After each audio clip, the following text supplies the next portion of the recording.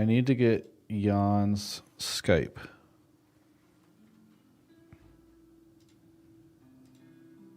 And I need to understand why Twitch is cutting off at the end of this browser for some reason. That's kind of weird.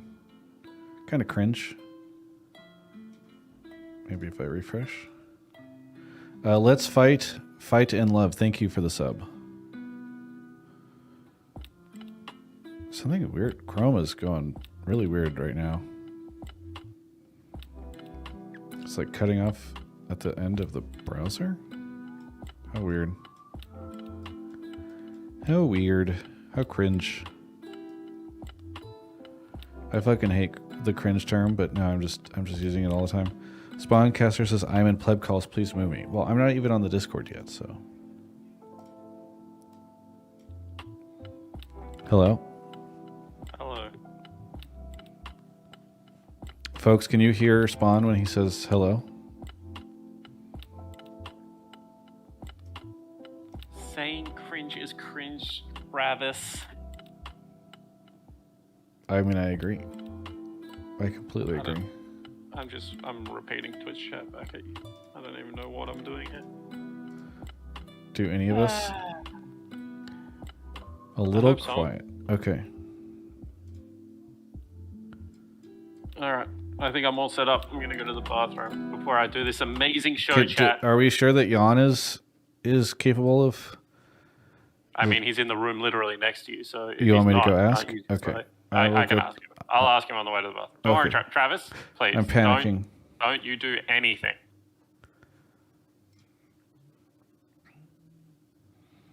Thank you, Spawn, for the sub. Thanks, everybody, for the subs and the support. Travis is at the AWTF.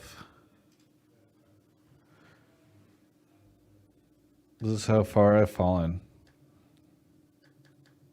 Last week I shared that I didn't have Alienware as a sponsor, and now I've had to become homeless and squatting in their training facility just to be able to survive. Esports comes fast, folks. 1 minute you're doing a 5-show, 3-city tour, and the next you're just a squatter in a room powered by Verizon.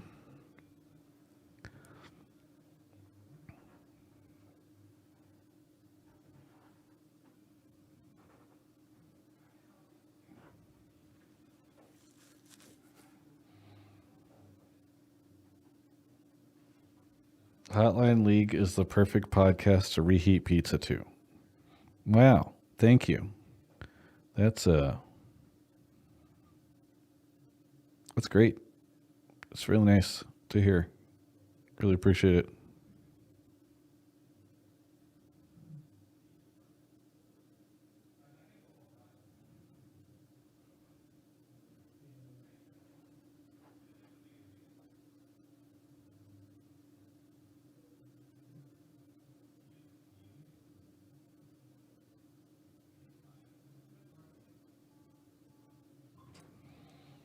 Okay, there's Jan on Discord, adding me.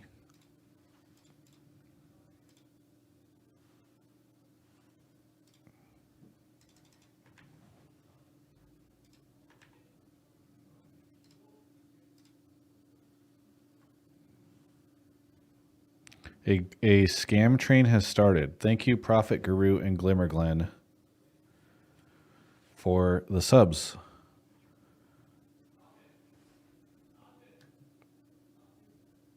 Jake and Joel are magic are in my YouTube chat.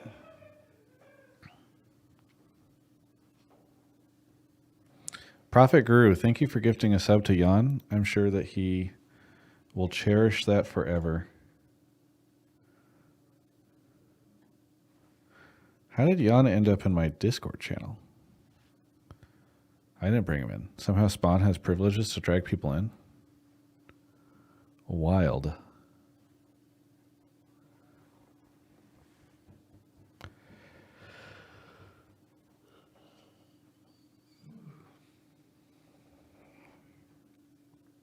We got 4 minutes left on the scam train. Waiting on Cubby to show up, who's technically not late yet.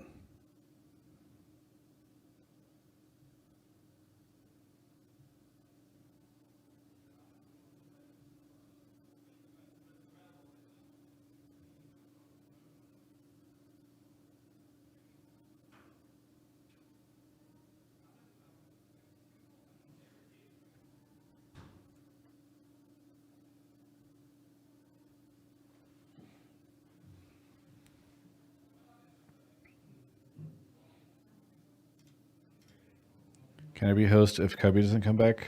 No, you cannot, Numi. But nice try. I don't think you'd want to be host anyway.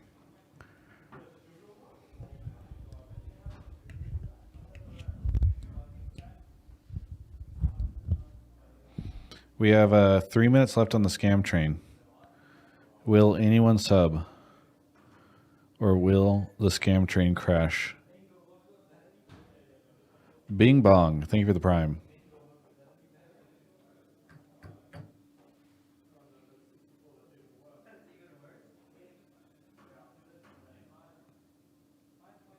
Watching Yeon get a monster right now. Monster energy. Oh, there's Cubby. Hi, Cubby. Hello. How are you? Technically not late. True. Hang on a second. Where is my Skype call? This is 7 o'clock. Yeah, well, we were waiting on Cubby. Let me call you guys. You're waiting on Cubby, if that's his real name. Late as I always. don't actually think it is his real name. I do need to make sure whenever Jan answers, he needs to mute his microphone on Skype. No, keep it unmuted. It actually sounds better that way. 2 microphones. Hello. Hello. Ready, chat? You're getting a call on Skype, Jan. Please mute your microphone when you answer. Echo. Echo.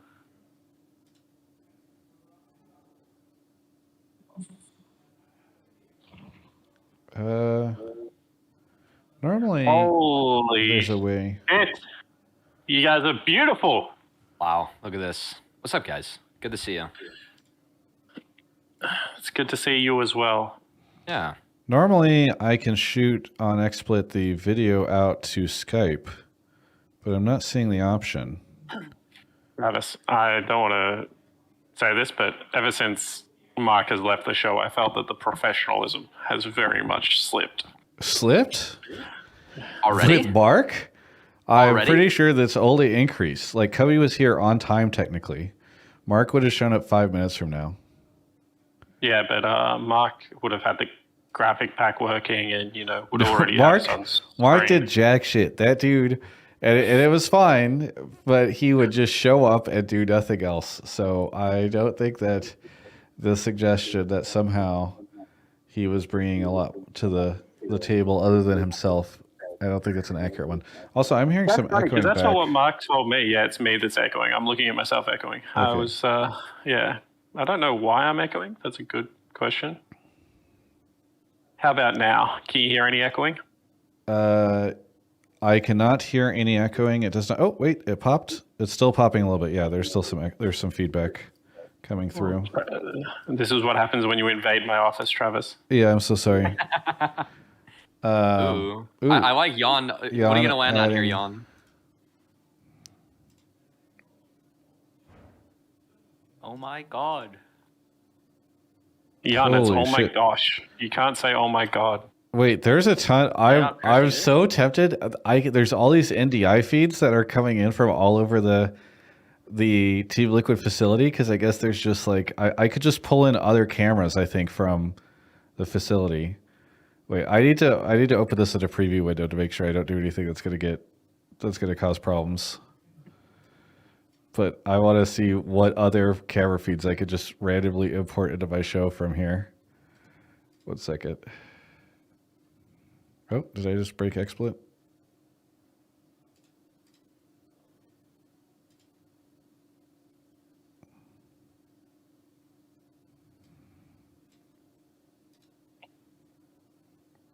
Are you changing your background or is it just on like an auto scroller? No, I'm changing it and looking through which one's the best one. Dude, That one's the best one. The solitaire one was goofy. This one's old school. What is this? There's just I like don't know. That's goofy. there's random video feeds at the facility that I could just take in. I Okay, think this is proof that Yawn's always working as APM. You know. I think all these are like True. safe to show. I don't think. Okay, I'm not going to take Scrim review because that seems like it could be bad, and Scrim 1 and Scrim 2.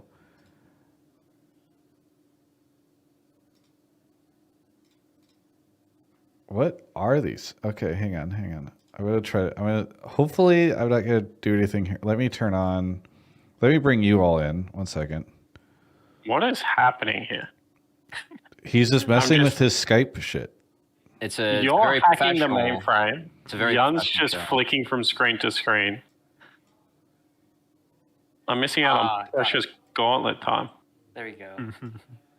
Oh, that looks cool, actually. Yeah, I'm so much cooler than you guys. Yeah. God damn! The show hasn't even started yet, Yon. You got to save the big guns for later.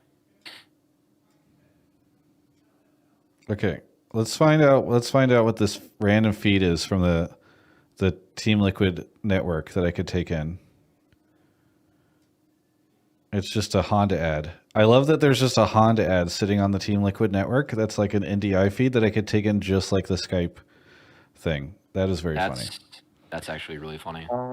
They might be the feeds that I can actually access from my computer. I don't know if Twitch chat has seen this, but this is like my computer, and then I have all the other people's PCs hooked up, but I've just turned them off at the moment because there's Scrim 1, Scrim 2, like there's feeds that I can take in, I think, that I could just broadcast. That's what it would be. It would be the fact that I can watch, as the Team Liquid head coach, I can watch every single person's screen from my workstation. Yeah, so I guess I can pull in anybody's screen right now. And but now then apparently I'd leak Travis something. can too, which is great. There's no issue here at all. I'd leak something. Okay. Spawn's just living my dream of watching NFL Red Zone every day, but for League of Legends, you know. So we have 3 minutes left on the scam train. If anybody wants to help keep it alive. Secondly, how is audio, everybody? So this is me talking. Cubby, can you talk? Yeah, what's up? We'll probably be around here for the day. Spawn, Might get up to here. Spawn, can you talk? No, I can't, Travis. Yeon, can you talk? Hello, 1, 2. All right, you are pretty quiet, but I think you're just a quiet person, so I'll turn you up. No, the mic is actually pretty quiet. I was trying to change it, but I'm not sure how. It wasn't really working for me. It's the Go XLR thing, right? I'll walk over 1 second. Yeah, I tried to make it loud earlier. I love how you guys got Travis in here, and he's already like trying to get through the mainframe. Like it's a 90s crime movie. Just pulling up all the feeds. What was the best early 2000s crime movie? Was it Swordfish? Swordfish was a great movie. It was probably Swordfish, because Ocean's 11 was later, and that was, This one. kind of a remake. Also significantly worse. What about The Italian Job? The Italian Job, great movie. Ooh. I watched that for the first time this past week, thanks to Mark. That had a crazy cast list, actually. Oh my god, Jake, you can see everything. What do you mean you can see everything? Can you talk again, Yeon? In my background, yeah, I hello. can see you. Yeah. I 1, think 2, 1, that's 2. okay. Hello. Cool. Yeah, normally I could send you all a feed of my stuff, but I can't do that on here. Do we need to see your stuff? I guess you don't need to see. You can just open the stream if you really want to see what everything looks like. Yeah, That's that's what I've probably not done. worth I've got your stream open. I'm here to talk to with. Twitch chat. Okay. So Twitch chat, how's audio right now?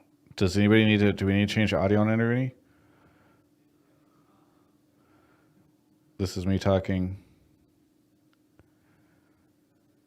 Audio is good now, but I feel like complaining when the recording begins. Yeah, that's an accurate description of how you all like to behave. Do I need it? I should grab a monster, huh? Is there like a low calorie one? I'm trying to lose weight. Yep, there is. Actually, thanks to our good friends at Monster, there are actually 0 calorie, no sugar one. So, yeah, and there is a Monster fridge right outside my office. I know. I'll just do it. I do appreciate all the help you guys are giving, so I'm going to grab a monster. I'll be right back. Oh my god, someone wants an APA preview. I got you. Give me 1 second. Maybe I take the beanie off. The beanie and the headphones not comfortable. 1 second. Yon's just a man of the people here, trying to pull up different feeds. Oh my god, where did all my hair go? Oh wait, this isn't. Oh shit, I have to do this? This sucks. Hold on. What are you trying to do with us?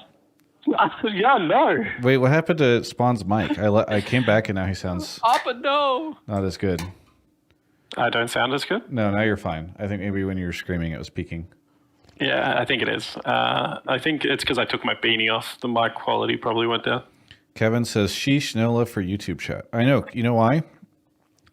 You know why, YouTube chat? Because so far, literally, there's been no super chats or members. Meanwhile, over on Twitch, I've got a scam train going. So, no love for YouTube chat? How about YouTube chat, no love for Travis? Okay. Let's fucking got him. Okay, let's go ahead and hit record because it doesn't sound like anybody has any issues with the audio, and they will soon. But right before I start the show, I'm going to shout out Glimmer Glen, Prophet Guru, Spawn the Caster, Let's Fight and Love, Magnarius, Prophet Guru gifted sub to Yeon, Bing Bong, Troubled Lobster, Cubby for 2 years. Wow, thank you, Cubby. Gengarifith, Trevor Monreal for 3 years. Okay, he's got you beat. Omega Diamond Zinc, Brewy, Mr. Big Nonsense, who's currently unemployed, so it's very generous of him. Robert Bruce, M. Kramer 2000, Anonymous Gifter gifted 5, Juju Beans 420, Hybrid BDB, thank you for the 5 gifted. Thank you everybody for the subs. And over on YouTube, thank you Poison Ivy because you're saving YouTube. YouTube just for us broke people. Pop quiz before we start the show. Do you know who Bing Bong is? No.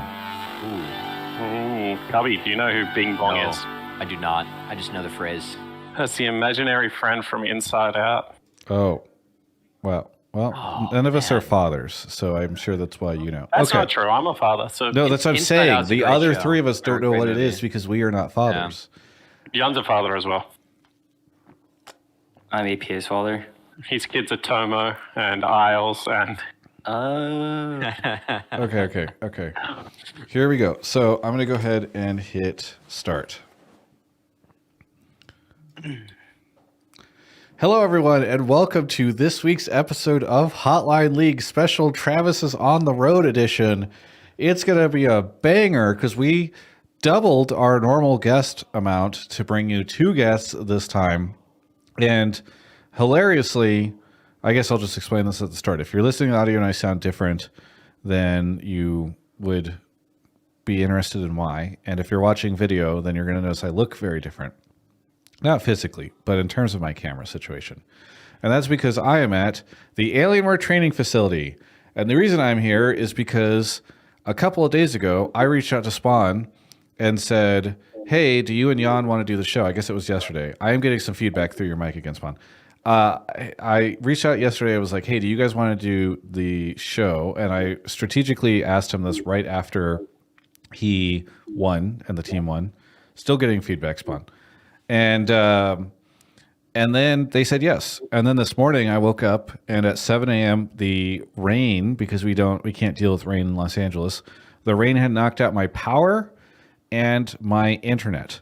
So now 12 hours later, Kobe and I still don't have power and internet. Kobe's at Riot, and some friends at Team Liquid said I could do the show here, much to the surprise of Spawn and Yeon, who had both already agreed to do the show and had no idea I would be doing it in a room right next to them. So that is why I'm here. Thank you to Team Liquid and Alienware and Honda and Verizon 5G, which is the streaming pod that I am in right now that's powered by Verizon 5G.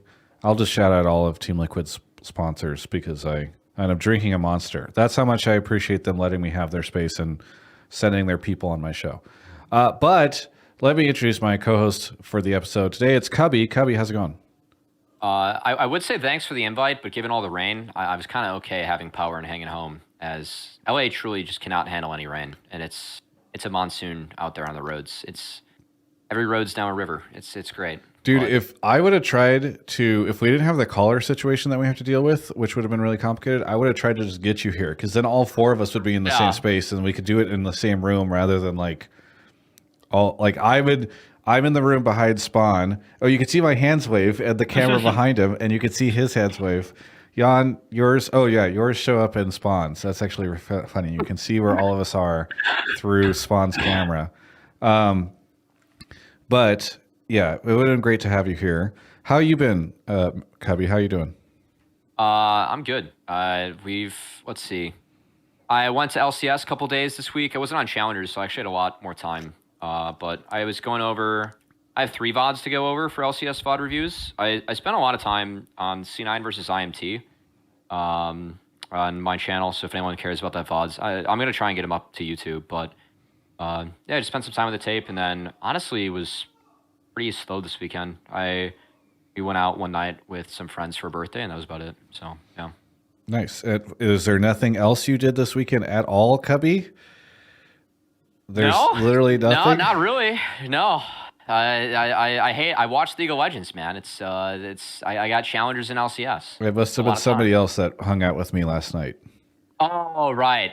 We did have fun with Magic. Jesus Christ. You hung out for 6 hours at the 100 Thieves facility. We all played Magic together. It's not forgettable? I know. I was going to let you, hype it up, but no. I had a good time. It was, honestly, I think the biggest group you've gotten, which is pretty fun. Yeah. So, yeah. We had 30 plus people show up. Poe Belter was there for a bit. Kobe, a whole bunch of people. It was good times. Mm-hmm. All right. Let's introduce our guests for the week. Starting on the left with Spawn. How's it going, Spawn? I'm doing okay. It actually made it really awkward because I was going to call in sick for the show, but then you showed up in my office, so very hard to call in sick when I've been here playing Path of Exile all day. So, dude, thank you for having me, Travis. The strategy now. I can't let people escape, and so I am now just going to show up at their doorstep to ensure that they're here. But you've been playing Path of Exile. Is there a new season or a new league or whatever that came out? So it's Gauntlet at the moment. Gauntlet, for those that don't play PoE, is like the hardest version of PoE. Like everything is like 30 to 100% harder depending on where you are in the game. And then it's solo self-found, which means that you can only use equipment, gear, currency that you pick up. And then it's hardcore, meaning if you die, you're dead. So obviously, I don't have all that much time to play Path of Exile at the moment. This little event goes for 10 days. It's day 3. I've only just started playing. I'm in Act 5. So for people that watch Path of Exile, that will mean something. For everyone else, I sound like a crazy person right now, but it's fun. All right. And now, for the first time ever, we have Yeon on the show. How's it going on? Going good. And Very tired. Where are you right now? Because your background looks really unique. What is this actually? I think I'm in space. Well, actually, I don't like this that much. Let me change it real quick. I don't think that's space. That looks like a garage or something, or like a laboratory. That looks like space to you? Laboratory. Space laboratory. Okay. Well, there's a rocket in the background, some form of weird body armor suit. Yeah. Jan has found the Skype backgrounds and is just rotating through them, much to the pain of anybody trying to watch online right now. I think he's like a middle manager in the first week of COVID lockdown that is experimenting with every background that exists to not show the kid's mess in the background. Yeah. Fantastic. Dude, the Clippy. Do you know what that is, Jan? This is like the 90s video that I made with you. I don't know what this is, but I've seen this here and there. Clippy. You don't know what Clippy is? Oh my God. Classic. It's literally just a real version of computer software. Yeah. Office assistants. There it is. Assistant. Jesus. The Zoomers. You used to teach you how to use like a Word and stuff when you were a kid in school. The Zoomers. All right. Well, okay. If you haven't ever watched the show before, it is a call-in show, so we're going to be taking calls in a little bit. Cubby, do you want to do the spiel on how this works, and then we'll talk a little bit about the latest news while we get callers coming in? Yeah. No. There's a Discord. If you type ! Discord, you can find it in the Twitch chat or YouTube chat now. It's also just discord.gg/Travis.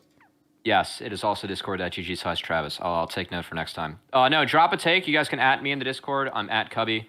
If it's a good take, I'll pull you in the waiting room. Just check if your mic's all right, and then you can come on and talk with Spawn and Yeon and get whatever thoughts. I think that today, given that we're halfway through the first round robin, I think that some takes. I expect to see some takes about first half of LCS and anything that, of course, you want to hear from Spawn and Yeon from.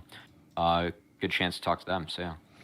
Yeah, so there's obviously the fact that we're halfway through the round robin. I think the last couple episodes we haven't had a chance to talk, or we just didn't get very many takes, quite frankly, about the teams and all that stuff, but there's no excuse because now we're halfway through, so people should have some interesting opinions of standings are available. We got FlyQuest leading. And then we have a 3-way tie in second for Energy Kia, Team Liquid, 100 Thieves. Below them in the second and the bottom half of the league is Cloud9, tied with Immortals.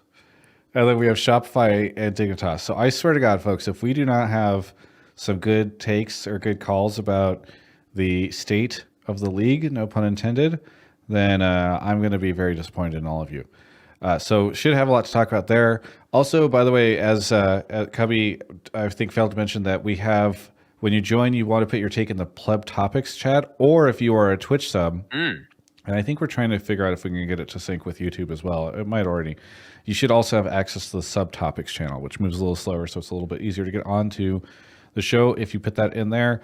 Also, for those who don't listen to the show live, I just want to give a shout out to the Discord. We actually have a lot of people that hang out in there. Most of them are nice. Some of them are not. And they have like, what is happening over there, Spawn? Are you, the lights are turning off on you?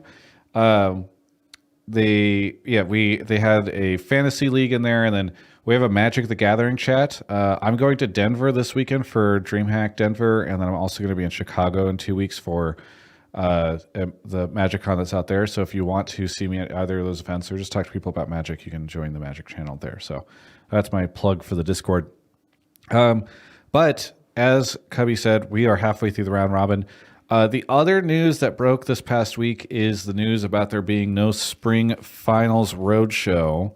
So it will be happening in the LCS arena, and we can take calls about that. And I think we should, because it's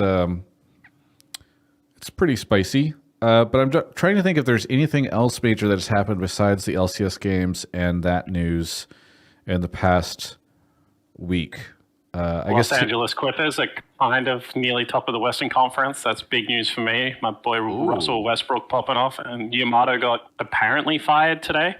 That was kind of big news. That's true. Yeah. We don't tend to talk too much about LEC, but if somebody has some strong opinion on that. Oh, I'm a coach. He's a coach. Yes. Yeah, exactly. Scumbag orgs everywhere, Travis. Sure. Yes, you say from within the Team Liquid Alienware training facility. Oh, obviously not Team Liquid. Yes. There's a reason I've been here 4 years. Never Team Liquid. Steve, don't fire me, please. Yes, exactly.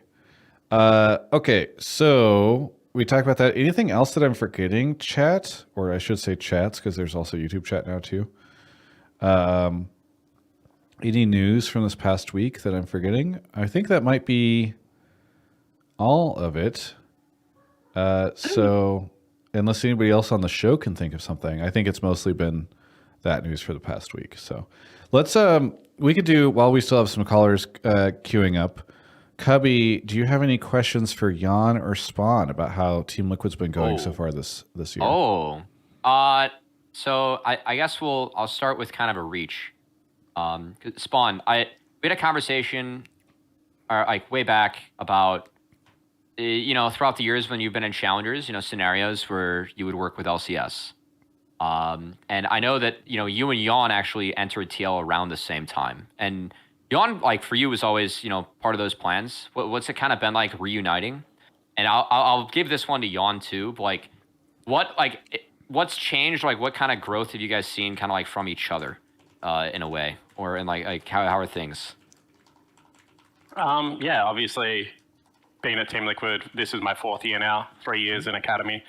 First year I did pick up Yeon through the Riot Games Scouting Combine, which I actually thought was a really great event. When we didn't, I think a lot of really good players came through that event. Sad that it's gone. When I started, what the heck? Auntie is screaming in the background. When I started working with Yeon, I think that he was a really smart AD carry, and then we just needed to align our views on the game. And we did that pretty quickly, in Academy, and we worked quite well together. Since I came back, I'm just surprised how far backwards he's gone, and just needs, obviously, some love from his previous coach to be able to get him back to those heights. I think, still a lot of the same things. We're just still working on how we want him to operate within the team. I think that needs to be a little bit more vocal to step up as a primary carry for the team, and we've been talking about that a lot at the moment. But I think that he's had a pretty good start to the split, and we'll continue to build from there. I'm enjoying it so far. APA in the Twitch chat right now asking Umpty to stop yelling. Okay, so you got a question. I'd say, Yeon, what has it been like working with Spawn again? Well, not to attack his appearance, but the more he coaches me, it looks like the more he loses his hair. Well, isn't that more a statement on you than on him? I feel like. Well, to be fair, he lost a lot of hair last year, and he wasn't coaching me last year. Okay. So I don't know. So unrelated. No, but seriously, is it funny? Because there's been like there was obviously a gap, right, in the time that you worked with him to working with him now, and so is it strange to kind of have him step back in after you've been in for a year, or what has it been like reconnecting with him as a coach in the past couple, I guess in the last month or so? I think for the most part, he's doing pretty much everything I expected him to do, in like the good ways, and he's very, how do I say this, in a nice way. Just be mean, man. Who cares? You can be mean, Yeon. I It's know. fun. I was joking. He's very flexible, and he lets us do our own things. And then like when we're like, it looks like we're on a like downwards spiral kind of action, then he like takes over with the like leadership. But I think he's very flexible, unlike Academy, which I think is more realistic because it is Academy where the basics needs to come first. Yeah. Well, it's cool to see you back united again with your former coach for sure. Spawn, what has surprised you about stepping into the role of LCS coach compared to what you'd experienced in Academy and then also in Oceania before? That's a good question. I think that there's a couple of ways you can answer this. The first way is, working with veterans. Normally you give them a little bit more leeway to do things their way. And I would say like the biggest surprise so far has probably been Impact, who is very much like a coach's player. He's like, nope, you tell me what champion I want to pick. You tell me what role you want me to fulfill in this team, and I will do it to the 150% of my ability. So I was actually kind of surprised coaching Impact because he's a guy that's done everything, been around for such a long time, played with all the greats, won multiple titles. But he is just such a workhorse and I guess such a good player to coach in that regard. So I've really enjoyed it.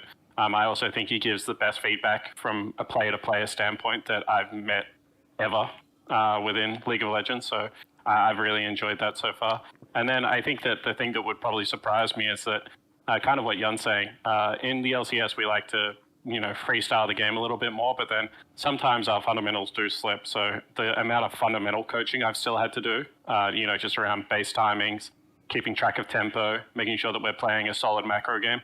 There's a couple of memes going around about Team Liquid at the moment. We are trying our best to be the best macro team in the league.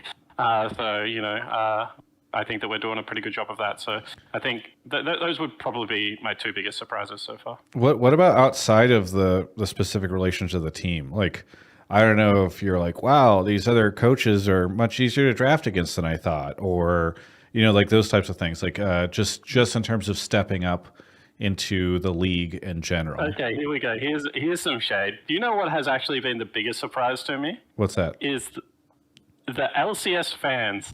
My goodness.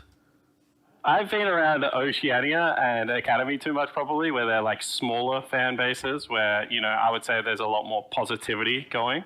But like the LCS fans sometimes attack the most bizarre stuff and like hold a really, really strong opinion about very strange things that they like to hate. And I think that the reason I bring that up is because when you said like, drafting and things like that, I think that actually it impacts how people do in the LCS. Because like I genuinely think people are like terrified to pick Lucian in good spots because otherwise you're gonna have the mob coming at you with a pitchfork. I do think that there are some funny things going on in the LCS sometimes. This is Travis for sure. Yeon, are you? Does this stuff impact you, or do you feel like Lucian is a rougher pick because of this? He's winning on Lucian. He's the one win. How safe for work is this? You can say whatever you want. We don't have a sponsor for this episode, so. Okay. You all need to go fuck yourselves. Genuinely go fuck yourselves. Suck my fucking dick. Oh, God. Okay, good to know. Fantastic. Do you see a lot of this stuff, Jan? Because whenever I ask players about fan sentiment, they usually just say, "Oh, by the way, now that you said that, by the way, Fudge said that one time, and fans have hated him ever since. So good luck." But Shit. I would. They hate me already. What else can they do? Are they gonna fucking kill me? Whatever. Go fuck yourselves. What? Oh man. What? This is turning into that Honda ad that aired, or what was it that you guys did at the beginning of the year? All right, no. What do you see these things? Because normally when I interview players and ask them about fan sentiment, they go, "Oh yeah, I don't really read that stuff. I just think it's better for my mental to like not look at any of that." And it sounds like you do, given your feelings on the subject. Yeon. Yeon, do you read the comments? I do, and I feel like what Jake says is like sometimes it's unrealistic. Like they're upset about the wrong thing sometimes, I feel like. Yeah. Can you give an example? So I think a lot of people are upset. So I'll give an example in the C9 game, right, that we played against, where they played Lucian. I think the reason you pick Lucian is not what a lot of people are doing well on, and you should be more upset about like how the teams are utilizing it more than just picking it. Mm-hmm. I would be more than getting mad at the player. I would be very upset at the team for not being able to use it well, or like. I mean, it's not just C9, right? We can give an example from our game. So like, I can give a really I mean, if you pulled up the clip, I can pretty much walk you through it. So we play Lucian, right? And we're pushing bottom lane. We actually force them out of lane. We get ourselves a turret plate. You know what I mean? So like Lucian is actually winning lane. And was this against Dignitas? I'm pretty sure this was against Dignitas that I'm going to give the example from. And then all of a sudden we lose an unlosable 3v3 topside, right? So like their mid lane Oriana doesn't have flash. Udyr is like unkillable at this stage of the game. He's first to the play. And somehow we lose it. So Impact dies, AP has to burn flash, and Umpty has to burn flash. So, and then off that, my Azir has to take a bad recall timing, and then my Lucian gets 4-man dove bottom lane. Absolutely not a Lucian issue, by the way. Any AD carry is getting 4-man dove on this timing. And they're like, this is why you should never pick Lucian Nami. This is why you should pick Lucian Amelia in the LCS. Look at it, it just gets dove at every opportunity. And it's like, yeah, but it doesn't get dove by the direct lane matchup. It gets dove by the jungler and the mid laner that should both be behind. So this is where I kind of agree with Jan. It's like, the outcome is correct. Like, we should not get dove on that timer. I 100% agree with fan sentiment there. It is game losing to get dove there, and we will try our best to work on things that will not get us dove in the future. But at the same time, the Lucian is not at fault for getting killed in that scenario. Yeah. This is why I miss Blame Game. I think Mark always did a good job of identifying these goofy comments and calling it out. Cubby, I think I cut you off earlier, but you had a question for these guys, if you still remember. I know we've gone on a couple tangents. No, it's been long. It's all good. I was gonna tease Jan a bit and like following up, but I'm glad that Jan told everyone to fuck off. That's just brilliant. That's cinema. Good job, Jan.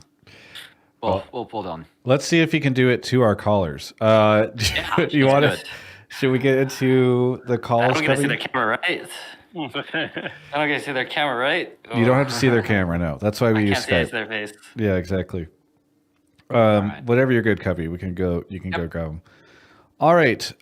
While Cubby is grabbing the first caller, thank you to Juju Beans, Inwillen, Crawls Balls, Polish, Bartosz, Rogaine St. Vicious gifted a sub to APA. Thank you, everybody, for subbing. It's more helpful than you know. Our first caller is here. Caller, what's your name and where are you calling from? My name's Ginger Griffith. I'm calling from Kentucky. Ginger Griffith from Kentucky. What do you want to talk about on the show? So I've seen a lot of blame thrown at the players on C9 for their performance so far, but I think the first place that anyone should be looking at is the coaching staff. It's not that they're lacking talent; they're lacking direction, and that's where I wish more of the blame was going towards instead of the individual players. Okay, so this is an interesting call because I have not been checking the C9 subreddit recently because what I used to do was like a tour of all the subreddits, usually like once or twice a week, oftentimes after the games were done. And I think when TSM left and then CLG became NRG and all this stuff, I just stopped looking at them as much. And the Team Liquid one has been often a little quiet when I've looked recently. And I had forgotten that during off season, everybody was like, "Get Mithy out! Get Mithy out! We don't want Mithy! We don't want Mithy!" And so, of course, I can't believe I would have thought or forgotten about this. Of course, now that C9's on the bottom half, C9 fans would be raging out at the fact that Mithy is still around. Is that what's going on here, Gang Griffith? Are you just pissed about it? I'm gonna be real. I don't even have a Reddit, so I don't know what Reddit was about. But yeah, I don't know. I feel like from what I've seen on Twitter and things like that, a lot of blame has been going at like Vulcan for having multiple bad splits in a row. But I mean, I don't think his performance warrants what I've seen. I don't think it's been him that's been struggling necessarily. It just looks like they're behind on everything. It doesn't look like they have direction in the game. They just kind of exist. I mean, there was that one game where it didn't look like they were making a play until like 30 minutes in. Spawn is leaning back like Neo in the Matrix, trying to dodge the question I'm about to ask him preemptively. I got you. Oh, go ahead, Yeon. Yeah, go for it. Ask your question. He's out of it already. I was going to ask, we'll take the caller's take. Is it true that the coaching staff is primarily to blame for C9's underperformance? Absolutely. Every coaching staff should be held accountable. He got up so fast. See, the irony is when we were losing our games, like our 3 losses, Spawn needs to be fucking fired. What are these shit traps? I can't. We need someone fucking accountable. Get them out. Unbelievable. Yeah, I mean, I'll take it over from Yeon because he's kind of saying what's on my mind. It's just really funny that the caller said that I see the players taking a lot of the blame and it needs to be more needs to be put on Mithy, because it's funny because every single thread I read is Mithy needs to be fired and what a terrible coach he is, and none of the players are getting any blame for anything that is happening in the game. And so what I will say is and I think there was actually a really well-measured take about 400 comments deep in the last C9 thread, which was like, wow, some of these drafts seem really hard to execute. And when your team isn't playing well, sometimes it's easy to give them a more straightforward comp. Like, okay, that's a well-measured take. I would agree with that to a certain extent. But at the same time, I would expect the players on Cloud9 to be the best in their role nearly across the board, and for them to be able to execute difficult drafts. Because, I think the draft against us was actually not great, but I think that a couple of their other drafts have been quite good. And it has come down to execution. So, I don't necessarily know whether that's on Mithy. I also know that as a coach, coaching superstar players, sometimes it is hard to go toe-to-toe and completely force the direction of teams. Don't get me wrong, I've done it in the past, but it has resulted in some tough conversations with players. And I think it's just going to be a work in progress. Whenever I talk to Mithy, seems like a really smart guy about the game. Seems like he's really good with his players as well. So, I wouldn't necessarily be attributing too much of the blame towards him, in my opinion. And you have to be careful doing that type of thing, Spawn, because I think the last Team Liquid coach who tried to do that now is just casting on the weekends. So yeah, we used to call it the defense against the dark arts job, Travis. The Team Liquid head coach job. Yes. Much like the defense of the dark arts, it got replaced a couple of times. Yes. Well, we'll see if you can survive this year. No wonder you dodged it for so long. All right. What do you think of this, Cubby? I mean, I think that most people are calling for Mithy. I think that it's like the NBA super team fallacy where it's like we're paying these players too much. So like the only change that we can feasibly make that might have an impact is like change the coach, which is where a lot of people's heads are at.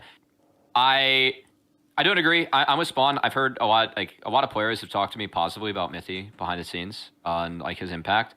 I think if anything, I think the most valid argument is maybe they might need more help or more coaching. Because I was seeing a couple comments that at the moment, Mithy is the one person that's in person. Hai is mostly there to manage the team and doesn't have as much like direct impact. To my understanding, I was like getting this from like my Twitch chat, like taking in other things, and they have one remote coach, and that's it. And for me, if I took any learning about NRG's win last year, it's like it's really OP to have Dokla and have him be able to talk to Soaz like in between games, right? like someone that has been in his shoes, that has competed at an amazingly high level, like I think NRG did a good job of supporting their players, and C9 at the moment, like maybe they need more people to support this super team, right? I think that's one. Also, like some of the games, I mean, I watched Berserker play like Lucian Milio. They crashed wave 2 and then died to like Varus Not when they hit level 3, and he dashed in like a creep away. Like that's not on the coach. Like that FlyQuest game for me, like that went like boom because Berserker made a play that's like it's very bad. Like I mean, he got immediately not hooked, right? And if you lose that lane in that draft, like you have the Nico and the Rel for circles to actually buy space for Lucian Milio. Like in theory, for me, like that's good. Like and the game was playable. I think once that, by the way, that's a very good draft. Yeah, like once that happens, the game's over. So for that, I can actually tell you guys exactly what happened in that game. Yeah. So I don't know if you noticed, but C9 warded both the third bush. Yes, and he double trinketed. Yeah, double trinketed, and then it both got killed. Mm-hmm. So then C9 or FlyQuest got level 3 in an extra melee. Mm-hmm. Yeah. So they actually didn't realize that, and then they died to it. To like a minion dematerializer and then a hook as well. So I'm curious if you've seen that Von Yod. I kind of thought that FlyQuest actually let them crash the second wave too. I think that I don't know if like they had that foresight for that, but for me like that, it's really hard to play against Varus Not when they have a level on you and the wave is on their side of the map. So I think that like FlyQuest actually set up the conditions for that. I don't know if you felt that as well, but either way, I felt like it was a major error. Personally, I think they messed up the level 1 trade, in my opinion. Yes. It wasn't that great, so that's what forced them into it. Mm-hmm. And in our game as well, I personally don't think they played the level 1 great, but yes, I messed up because I don't know if you guys can see it in the player cam. Someone was in front of me changing the camera position, and I was getting really distracted level 1. So then I failed to use the advantage that they gave away to me. But besides that, I just think that they got, I wouldn't say cheesed, but they made a mistake and they didn't actually recognize it. It shouldn't have been as bad as it was. Mm-hmm. Yeah. Yeah. Either way, like I look at that game and like I throw that game out the window. Like that game for me against a good team, like that's over at that point, pretty much. Like you need to do something crazy to like get back given the draft. So again, like, do you blame Mithy for that? I can't. There's no way in hell I can blame Mithy for something like that. So I don't know. I feel like C9 fans are grasping for answers because their expectations were really high and their team is 3-4. So yeah, and I'm reading chat because this is what I do during this show because I love reading chat. Chat, you guys are the real ones, like to be honest. And like there is no wrong player opinion as much as I like making fun of people. I think Yeon thinks that there's incorrect opinions. Yeah, no, for sure. Because Yeon takes it very personally, whereas I'm a little bit older and wiser, Travis, hence the no hair. And so what I will say is, like, people love to try and look for a simple solution to a complicated problem. So everyone's like, well, if it's not Mithy, like, point to the guy who it is, and, like, let's get rid of that guy. And it's like, well, realistically, all of these players have played on teams where they're used to getting a lot of resources. Now they're all on the same team. And even though there is no basketball in League of Legends, there is still a ball, you know, there is still the amount of resources that gets allocated to you, and they're trying to figure it out. That's the honest answer to it. And when they figure it out and they play 3-4% better, that's all it's going to take, and they're going to go back to winning games because they're a really talented team. And if they're in good positions, then they're going to win games. And I'm not saying the coaches are not to blame for this. I'm just saying they're not solely to blame for this, and they're going to be a part of the solution. And the realistic thing is that everyone's looking at like Immortals and they're going, how do you lose to Immortals? That should be a free win. Like 100 Thieves, how are you losing to 100 Thieves? That should be a free win. But this year in the LCS, there is just no free wins. Like everyone is just good. Like even if you just do the eyeball test and you just look at players like Quid is just good. Mm-hmm. If you look at how Tactical's playing at the moment, Eddie's just playing well. Like, I mean, the eyeball test in the LCS is actually quite high. Is everyone good or is everyone bad? No, I actually think everyone is good. Do you? Because the only reason I've been trying to figure this out, or I've been spending a lot of time thinking about this, is like we are down 2 teams, and like Golden Guardians and EG in recent years have been fairly competitive, and I do wonder if they were fielding teams that had like Speak on them and stuff like that, if we would still be feeling like everyone is good, or if we feel like we would feel as though there are some bad teams, right? Maybe it is harder to separate the chaff whenever you have just less teams. No, I don't think so, because I mean, this is where I can be a little bit privileged because I see every single scrim, right? And I just know based off our scrims, like behind the scenes, like pretty much, when you guys have seen us play, like, what is it, 7 LCS games now? And I think we've played 138 scrims. So my sample size is 138 and your guys' sample size is 7, right? Or like, even if it's 7 times 8, like it's like 50 games or whatever, it's still a third of the games that I've watched, right? So I can just tell you straight up, the level of competition this year is higher. I don't think that those count though, Spawn, because from my understanding, we have to have best of 3 because those games don't count in terms of preparing a team for any kind of event. The other question I had was kind of going back to Cubby's take, right? Which was, hey, maybe C9 is under-supported. How much support staff, like what is the Team Liquid support staff looking like this year? I'm really lucky. Obviously, I've got Ranover, who's my strategic coach. Then I've got Hatham, who's my full-time analyst. Then I've actually got a whole nother analytics team that just supports a lot of games at Team Liquid, but they do things like write scripts that look at our audio to see who's talking the most, just a whole bunch of other things out there that, and then we've got a full custom-built website thanks to SAP that gives us a lot of information on that. And then obviously I've got APA's positional coach, who is Rapid Star. For the Zoomers who don't know who that is, that's a very good positional coach. And then obviously I've got Mash, who's the academy coach that also doubles up as Yun's positional coach, especially around game day stuff. And then I've got Dodo, who obviously has done everything in the ecosystem and is always willing to help. So I've got a very good support staff here. So how do you think there's a world where C9 is under-supported? Yeah, probably.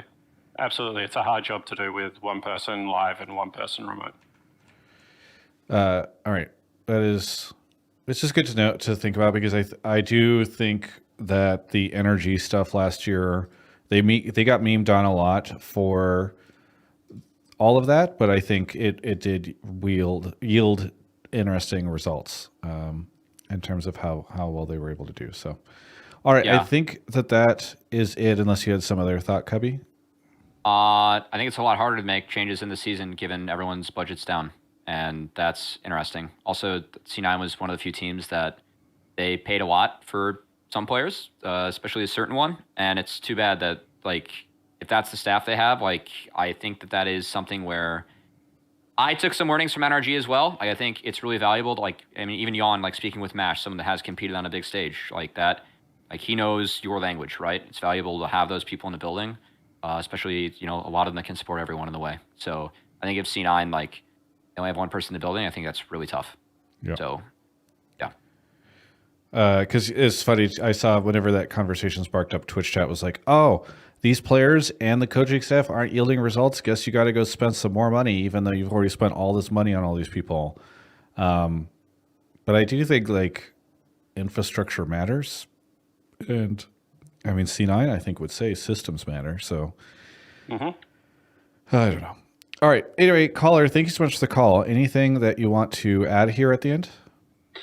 Yeah, I'll just say I'll admit when I'm wrong. Like, I must be in the wrong circles. I should probably try to expand them, since all the hate I've seen is towards the players and not towards the coaches. I didn't see that. But what I would say is I still think you're looking at the coaching staff. I think we all agree then that not looking at an individual on the coaching staff, but looking to actually support them a little bit better. But anyway, that's pretty much all I'd add. Fantastic. Well, hey, thank you so much for the call. Anything you want to shout out? Yeah, shout out Yeon. He's my new favorite ADC after those fuck yous. Shout out Monster Rehab Pink Lemonade. That was my first energy drink ever. I know it's not a drink anymore, but, like, it's still got a special place in my heart. And yeah, shout out TGI. Fantastic. Thank you so much. Catch you next time. Thank you. I like that caller, by the way. That call is... I like him too. You chat.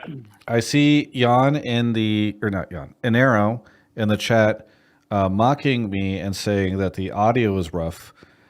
Folks, or Enero specifically, the power and internet is out at my apartment the fact that the show's still happening is remarkable. It's fine. Also, shout out to Anero, the only guy that has lost more hair in esports than I have. True. Dude, shout out to Anero, the only guy who still somehow works for the Warriors despite Golden Guardians imploding. They don't even have a Twitter account, and yet this guy kept his job. So I don't know what kind of dirt he has, what kind of blackmail he has on people over there, but it's quite impressive. I think he makes Steph Curry's lunch, personally. It must be damn good. Yeah. Yeah. He's definitely knows. He's got something going on. All right. You want to go grab the next caller, Cubby? Yeah, I got it. Yeah. Shout out to, yeah. I was saying before the start of the show, like I lost Alienware as a sponsor, and now I've burrowed into their facility to make sure that they have to continue to support me in my current homelessness. Okay. Muzzvane is here. Muzzvane, where are you calling from? Calling from Des Moines, Iowa. Des Moines, Iowa. What do you want to talk about on the show? So this is a little longer. So essentially, I think Ayla is finally in a position to succeed this year in LCS, and is going to have a breakout season. And along with that is a huge part of the current success of 100 Thieves and how they've looked. So kind of behind this is last year, Harry and Yeon talked a lot about how Ayla was their favorite teammate they'd ever had, and he was really like 1v9 shot caller. However, on EG and especially FlyQuest, he wasn't really put in a position to use those skills. But on 100 Thieves, they have multiple rookies, including disguise players and head coach from what I believe Zazel was the main shot caller on that team. And then also River coming from Golden Guardians, where I've heard who he is a major voice. That's going to really set him up for success. And as I said, also part of the reason they are already looking so good and so clean for a team that's pretty new and full of rookies. Yeah, he's not held back by Prince anymore, right? Am I right? All right.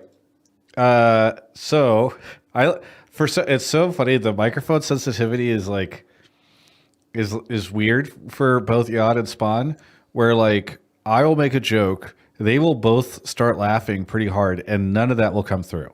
So the podcast listeners are like, man, Travis is cracking these jokes and nobody thinks they're funny. But then the VOD viewers or the stream viewers are like, man, he's getting these guys good. All right.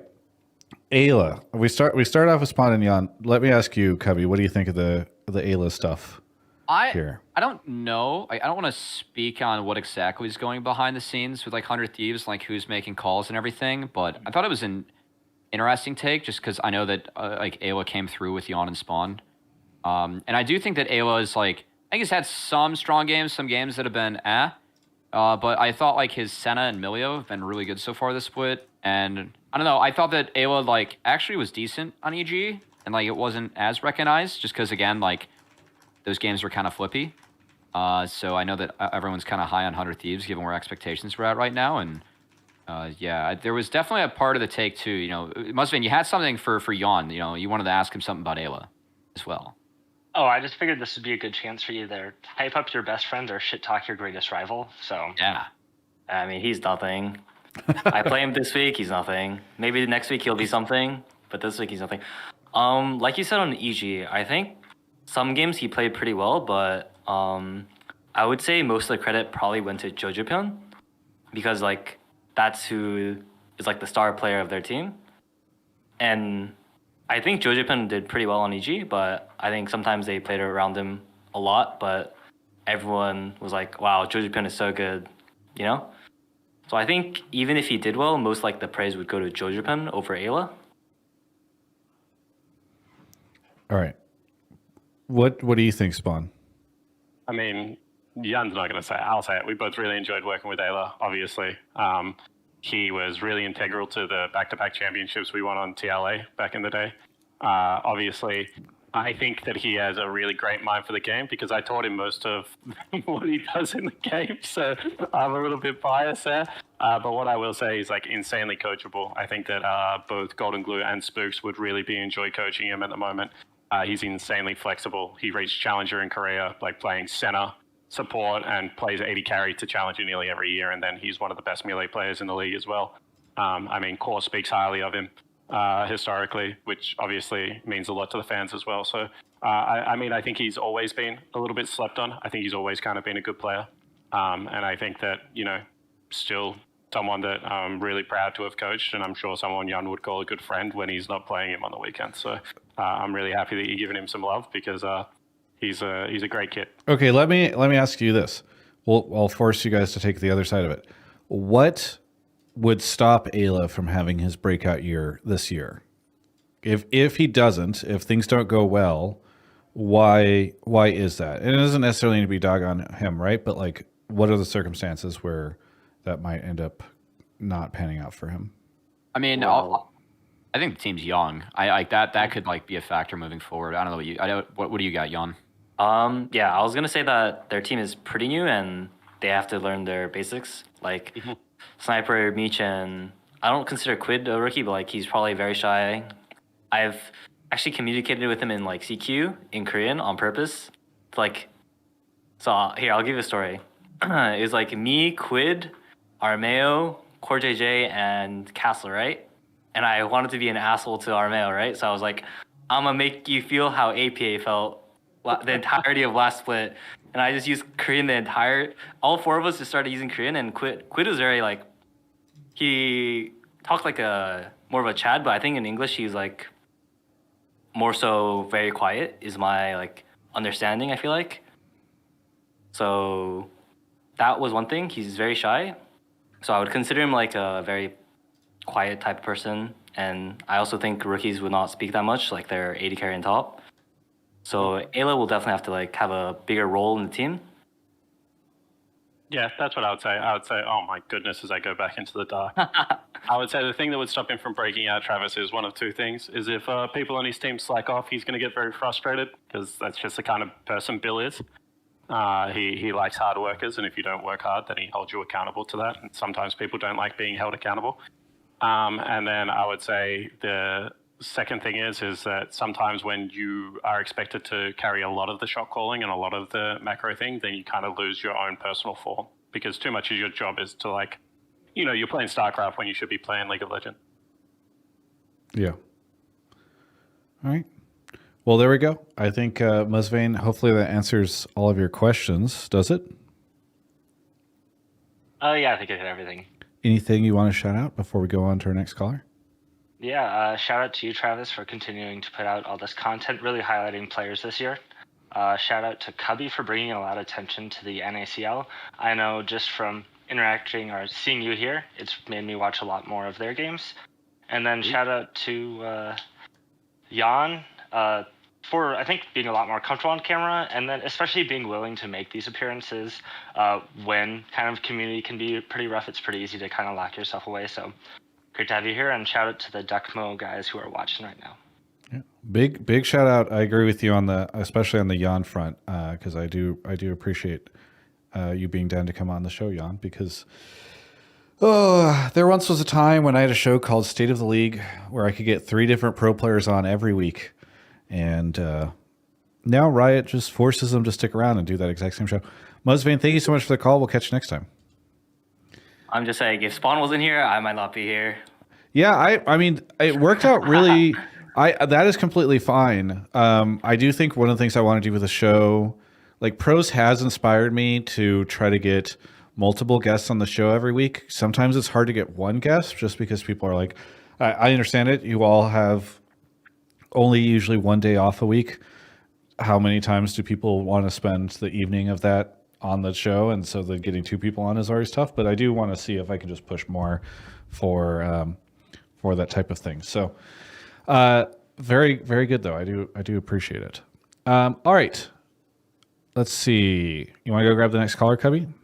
Yes. And I have an ad from my roommate while we go get the next caller. An ad? Oh, there we go. Yeah, fantastic. we got an ad. Love you.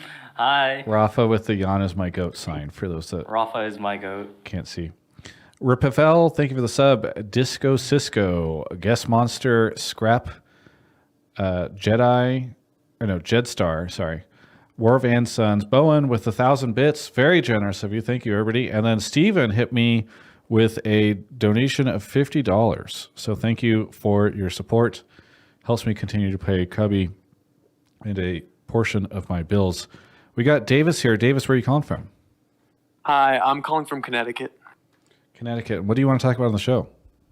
I want to talk about how 8 teams has been really good for the league in terms of parity and also in terms of giving more time like per each player to focus on different storylines. And it's made Immortals and Dignitas fun teams to watch this split, surprisingly. I love this take. Do you want to? You said you want to talk about it. Do you want to elaborate on any of this? I mean, I think on the broadcast side of things and highlighting player stories, I can't tell how much of that is just a change in the way that the broadcast is working. But I don't know, the first week hyping up General Sniper was really good, and I think they've done a lot of different storylines that are nice. And on the competitive aspect, I just think a lot of times this season, the lower tier teams have been more exciting to watch because you get to look out for the upsets and stuff, and that hasn't historically been the case, especially with the very bottom teams. Yeah, I mean, I for a long time I had said, it's funny because apparently Papa Smithy is saying this is how NA teams also felt this way. I have thought that it'd be really great to have 8 teams instead of 10, and I think I remember mentioning now on Hotline League. I don't know if the 2 teams we lost would have been the 2 teams that I would have chosen for us to lose. I think I had 2 other teams in mind whenever I thought about going down to 8, but I think that the results of this split so far have proven out sort of how I felt. I think that the league audience is way better off. The scale of the league audience is much easier able to support 8 than 10. I know there's a lot of people who are like, oh, there's just not enough games right now, or I'm frustrated because the days end so quickly on Saturday and Sunday, and I want to watch more. I wish there was a promotion tournament or something. I could see some sort of element of that where you're adding in some sort of academy challenger system where those players are coming up and playing in some way, but I really like that we get to focus on these 8 teams. I think it's a lot easier to cover, which I think also means it's probably a lot easier for the broadcast side. I guess I'd throw it over to Spawn. What is it like having to prepare for only 7 opponents versus 9 over the course of the split? To be honest, prep hasn't really changed because you don't really prep for anyone until playoffs, to be honest. I mean, this is how I've always done it. Maybe there are other teams out there that are like, oh my God, what an idiot. But I'm more focused on what we're doing. We get a scouting report that we have a look at, and we look at some individual tendencies, but it's not like I'm sitting there all week preparing to play Cloud9. I'm trying to make Team Liquid the best team possible, and then we'll figure out how that applies to the Cloud9 draft or the Cloud9 game when we are sitting there maybe the day before or something like that.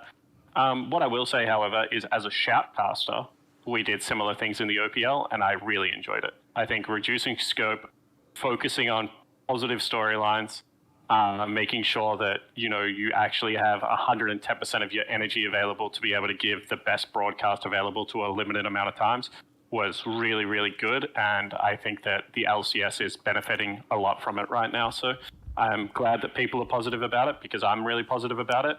I do think that there could be some changes to format, like best of 2s, weeknights, whatever. There are things to be taken away from best this. Best of 2s? However, Cubby, what did you do to this man? I didn't do anything, man. He competed in our league. He knows. Yeah, I was there 3 years. Best of 2 was really good. Best of 3 is fine as well. But what I'm saying is, I think there is some improvement to be made as well. But I think that it is going up at the moment is what I'm trying to say. So I'm happy. Do we have a best of 3 take in the pipeline, or can I divert us really quickly on this? We don't. You go for it. Okay, Yeon and Spawn. I don't know if he's still in Twitch chat, but after the first week, APA made an emo tweet being like, I practiced an entire month, and then I only played 2 games. This feels so bad. Mm-hmm. Feels shit. I am fairly confident that if we switch to BO3, it will be 4 matches a week. I don't think that there will be 2 BO3s a week. I think it'll just be you play 1 BO3 a week. So there's still be shit. The academy system currently sucks as well, Travis. Like the double BOT or double BO3 is just so much superior. If you're just going to go from one terrible system to another terrible system, just don't change the system. Well, that's now that you said it, Spawn. Because I don't think that the audience realizes that that's what they are pushing for. Because, okay, look, guys, there's no way that Riot is going to add 2 additional days, that they're going to broadcast LCS 4 days a week, which is, I'm pretty sure, what they would have to do in order to support double best of 3 for each team. Like, they are just not going to spend that money. It costs them an incredible amount. They would essentially be doubling their budget outside of finals, or I guess outside of playoffs, in order to do this. And so there's no way they're going to do this. And so, Travis, I understand your take as well. For those that don't know, right, before I was anything to do with, when I was Spawn the caster, I was also Spawn the project manager of the LPL English broadcast that was broadcast out of Sydney, Australia. And what people don't realize is we did the OPL, which was 2 days best of ones, and then we did the LPL English broadcast, and we covered every game back then. And it was like 5 nights of tomfoolery. Like, I'm talking about, like, and Raz is in the chat, so he'll remember. It was people casting the OPL, pulling out sleeping bags, sleeping on the floor of the Riot Sydney office, and then casting the LPL afterwards. Like, it was brutal times.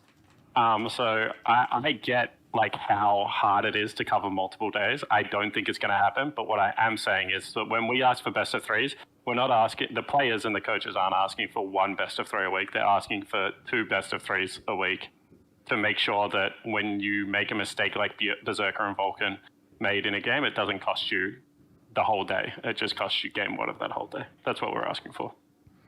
But you have to know, Spawn, that, like, when you're asking for that there's no way the LCS is going to do 4 days of broadcast a week. Yeah, that's probably true. When you put it like that, now I'm a little bit more sad, Travis. But, you know, man, man can dream. I wanted to finally address this because, like, I just don't. I realized it was after week 1. And I forgot to bring it up last week, but after week 1, I think I was hanging out in chat, and somebody in one of my viewers, I forget who, I'm sorry, person, said, like, "Oh, I'm confused by this APA tweet because, like, wouldn't he have only played 1 more game only if both teams had went 1-1?" And I was like, "Yeah, that's actually probably how the format would work out." And I think, like, the audience has not made the mental jump yet to understand, like, what does double best of 3s look like? Okay, that is either like 9-hour days of broadcast, or it is a 4-day week. And I don't think they're going to do like a 9-hour broadcast, right? I think what people, like, the ideal in my head, right? And I mean, this is where you're probably right, Travis. And this is where I just bug Mark all the time at the moment. But it's like Tuesday night, Wednesday night, Thursday night, single best of 3s, then like double or best of 3s on like Saturday, and like then maybe, you know, double best of 3s on Sunday. Like, this is where, like, you know, this is where my brain goes with stuff like that. Yeah, but you know they're never going to do that. They can't afford that. No, Travis. They just canceled spring finals. Best of 2s are great. You have a guaranteed schedule with best of 2s. Throwing that out there. When you were a kid and you were writing your Santa Claus list, did you ask your parents for a budget beforehand? Because that's what it's starting to sound like. This is just on the Santa Claus list, buddy. If Santa Claus doesn't come through, I still love Riot for providing me with a great product. But when I write to Santa, I don't ask for his budget. I know, but I think, look, you have to be careful what you ask for, right? And that is what I'm trying to help you and the community with, because if Riot does quote unquote relent and do BO3s for summer. Like, I saw Papa Smithy in the chat earlier being like, "I'm confident Mark is listening." And I'm sure he is. Maybe not to this show right now, because he also, I don't think, has internet or power, because he lives down the street from me. But, like, I don't really know if people realize that what they're going to ask for is going to lead to a time where we will potentially have, you'll see 2 matches, maybe both of which only go to 2 games, and that will be your Saturday. And honestly, it's still 4 games in a day. Mm-hmm. So maybe people will still be down for that. but like you will only get to see your team play one other team each week, because I just don't think that they will. With them doing the spring final stuff, with them clearly looking to save costs. I mean, I think that them going down to 8 teams was a partially in that. Like, I cannot imagine, and maybe they would do this if viewership was like overflowing, but like viewership is not. Like it has at most stabilized year over year. So I really wanted to talk about that at some point in time, and this felt like this was the call. I was reminded of it whenever the best of 3 stuff came Would up. you rather play 2 best of 1s a week or 1 best of 3 a week? That's just if I win or lose. If I lose that one, so let's say I'm APA. I practiced for 30 days. I went 1-1. Fuck! If I only played a BO3, I would have won. That would have felt so much better. Like, I just think it's depending on if you win or lose. It's if you lose, like your BO1, right? Mm-hmm. You just want to play a BO3, right? Mm-hmm. If you win, you don't care. Okay. Just win and this fixes everything. Wow, if only all 8 teams won every week. Besides that, realistically, I think I'd rather play the most games I could. Yeah. But I would say if I had a super week, right? Let's say this week, I give an example. The only problem with playing 3 BO1s a week is that you have 3 days of scrims if you take one break day, which also sucks. Yeah, that actually, people don't realize that about Super Weeks, but I would say that is a serious drawback of Super Weeks, is losing the scrim day. I'm just looking at Twitch chat, and people are so out of sync on this. Like, they're like, no, they do this in LPL and LCK. And I'm like, yeah, guys, those are entirely different ecosystems. Like, we are not that. If you want us to do this with LPL and LCK, all of you need to go out and start getting really campaigning for this league to increase in viewership, because there's just no way. Like, I get that people are very different or whatever, but it's funny that, like, I did that video this week, and I'm sure do we have a call on this on Cubby, the spring finals yet? David is probably not that, yet, right? but we could. Yeon. No, he's actually 100 Thieves Shield, but we could change his. You know. No, it's fine. We don't have to change somebody's take. But if somebody does want to talk about spring finals, it's probably a good show to talk about that, because I got a lot of pushback in the YouTube comments about how Riot should still do a spring finals outside of the LCS studio, and offered a bunch of cheaper ways to do it. And a lot of people were like, well, they just don't have the money. Like, it's that they don't have any money to do this type of stuff. But then here, and I get people are split. It's not all the monolith or whatever. But like, it's just funny here to see a lot of people be like, nah, dog, they could just do 4 nights. Like, no, Travis, like, I think you're right. So like, I like, this is what I'm saying, is I think that, like, it just is 2 different conversations you're trying to have right now. Because you're trying to have the conversation of, like, when the players are practicing as much as they're practicing, what do they want? And I'm telling you what they want. Yeah. And then you're like, yeah, but if you were the commissioner of the league, what would you do? And that's a different conversation, right? Yeah, like, the challenge is, like, the only reason I think it's important to have this conversation, Spawn, is because the players are voicing an opinion, right? Which is, we want best of 3. And I think co-streamer, or not co-streamers, well, maybe some co-streamers, but also, like, other personalities are like, we want best of 3. And so then all the fans start saying, we want best of 3. Yeah, and you're saying, but at what cost? And So I'm saying, like, I just don't, like, I just want to flag that, like, people need to realize that's what they're asking for. Yeah, and what I would say is, like, if I'm thinking about it, I do think 1 best of 3 a week it doesn't feel satisfactory to me. But from a completely competitive standpoint, I do think it's like a little bit better than where we currently are. Sure. That's what I would say. But then if I put my viewer hat on, do I only want to watch Team Liquid play on a Saturday? No, I probably want to watch them play on a Saturday and a Sunday. So I understand how we're in the current predicament we're in. And then I do want to kind of just piggyback on what you're saying about fans need to also jump in and get involved a little bit. Because what I will say is that, like, I think that if we had some more fans being pro stuff as opposed to anti stuff, it would also help the conversation a little bit at the moment.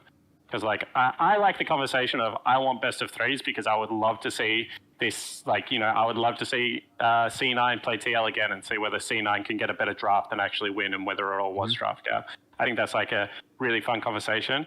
I don't like the conversation of like, I want to see less of the shit teams kind of conversation, which is how some people get to BO1 in the end. So, yeah.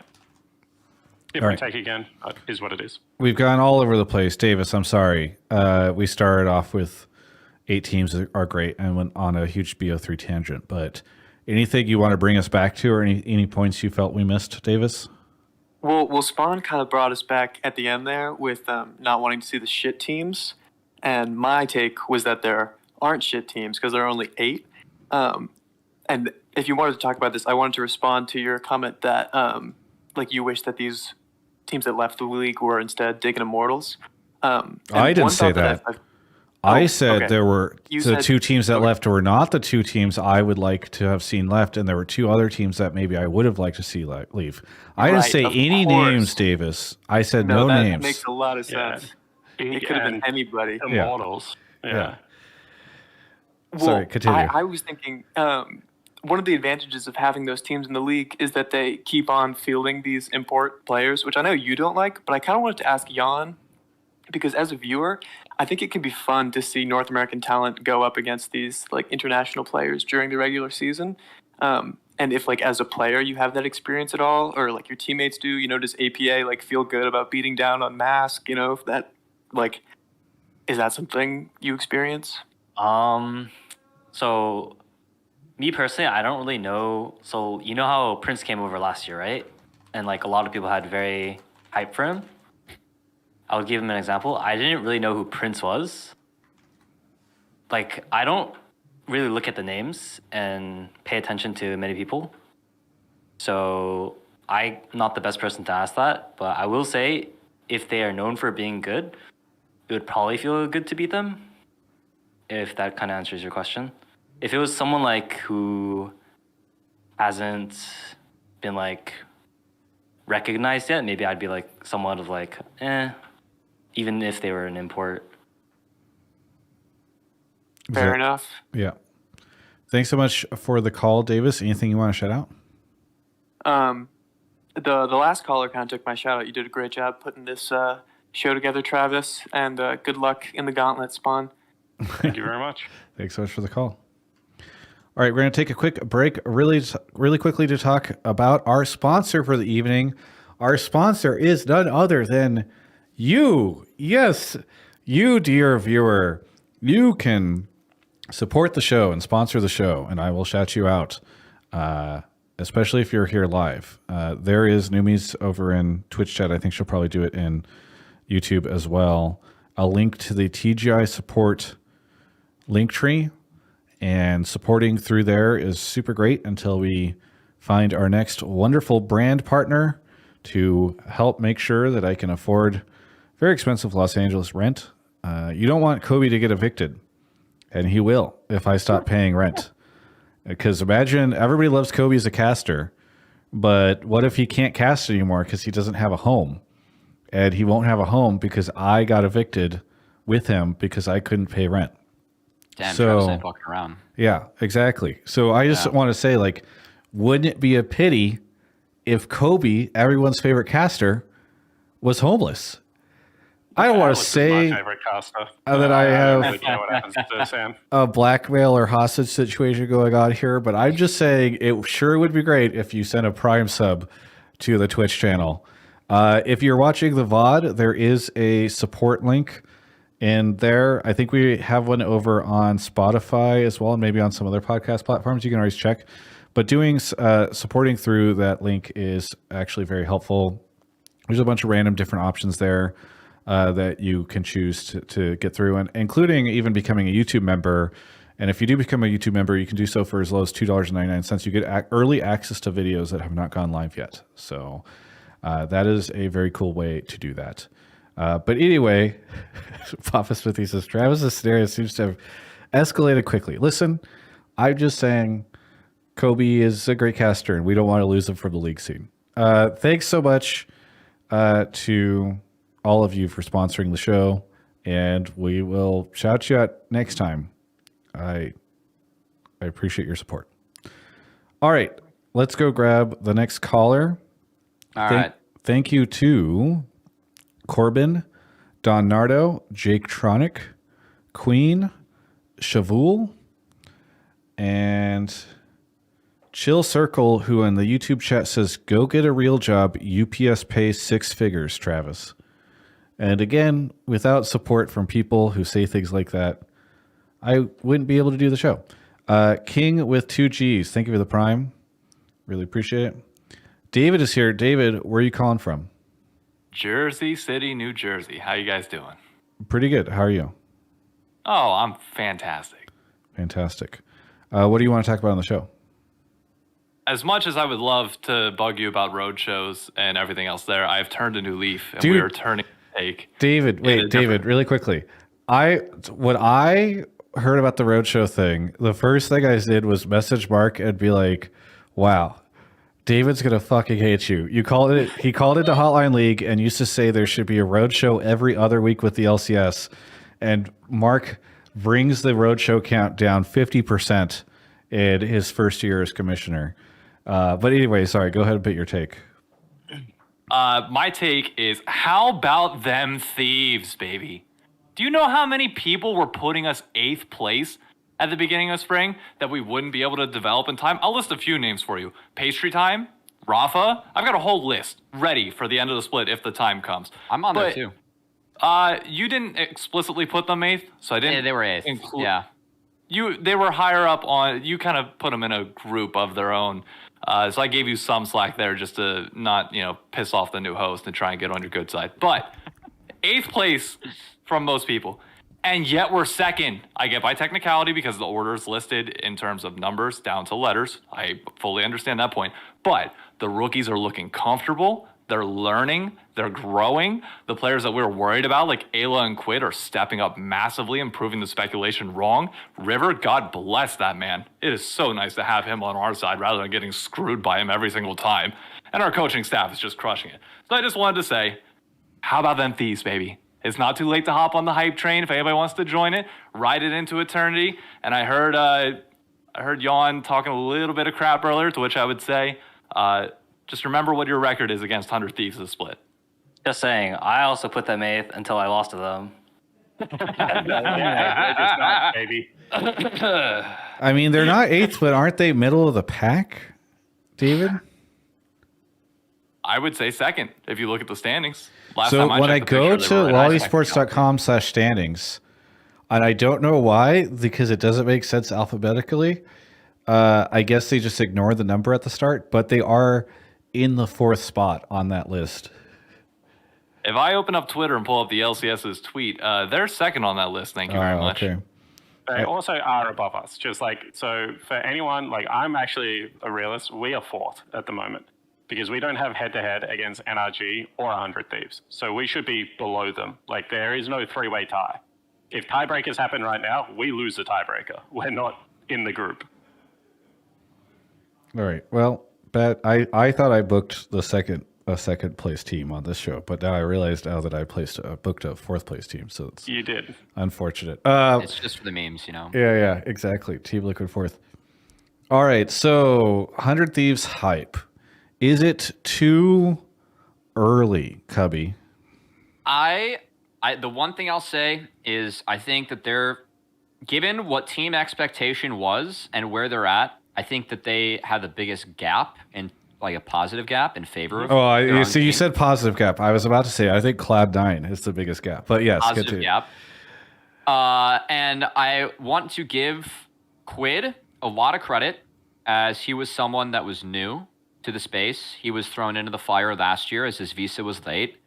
And I think that Quid is a great example of someone that when you actually have the time to adapt to your surroundings, his performance this year versus last year is significantly better. And I don't know what all goes into that, obviously. I'm not Quid, but I think that, as a young man moving overseas to come here, and of course having a new team is different, but as an individual Quid, I think seeing him versus when he was thrown into the fire, Quid's actually a mid laner I want to watch more of in the league now. And I don't think that was the case for a lot of fans last year, right? So I want to give especially him a lot of credit. The rookies are doing better than I thought. I think really highly of Meech, actually. I think that Meech has had a couple moments where I'm hey buddy, like what are you doing? But there also been some moments from Meech that have been pretty good and like what I expected to see out of his play. Like he's good movement, he's good in the mobile marksman, he's solid. And like wasn't challengers. But yeah, I mean, I guess we should have respected a team with River on it more, you know? I guess like he's too good and like they're working out. I don't know. I want to see more. I still don't think 100 Thieves, like I think they're going to be a borderline playoff team when it's all said and done. But I think that they had a really nice first round robin. So we'll see. Dude, David, Cubby just said borderline playoffs team. Are you going to take that? My expectation was just to make playoffs and we go from there. I'm expecting it to be a different world come best of fives. We're young. I fully understand that that'll be our weak point. I'm just proving the point that we're not eighth.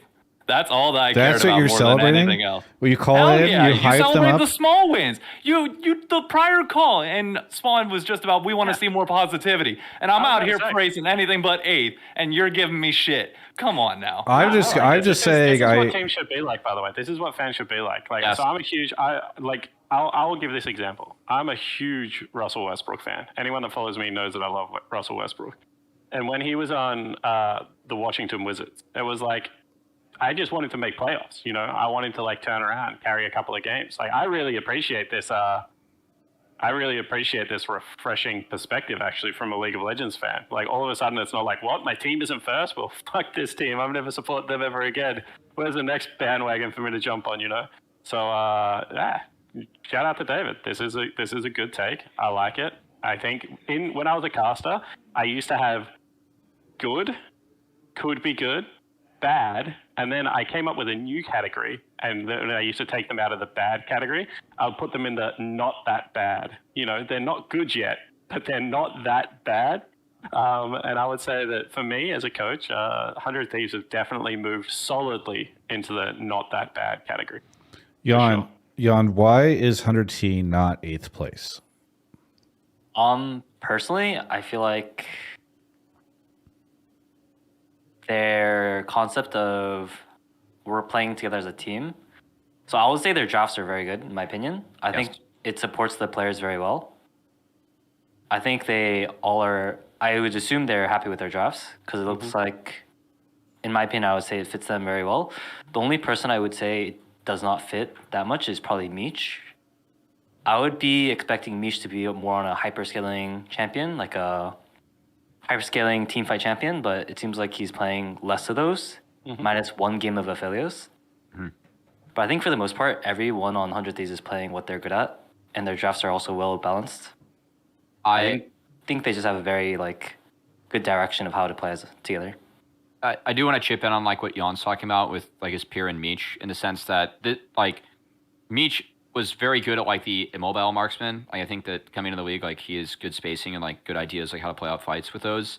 Stuff like Seraphine and Poke Varus isn't really what I'm used to seeing out of Meech, and it has been nice to see him expand the pool, because that's necessary if you're going to be an LCS pro, right? You got to deal with whatever the game throws your way, especially now that we're on live patch.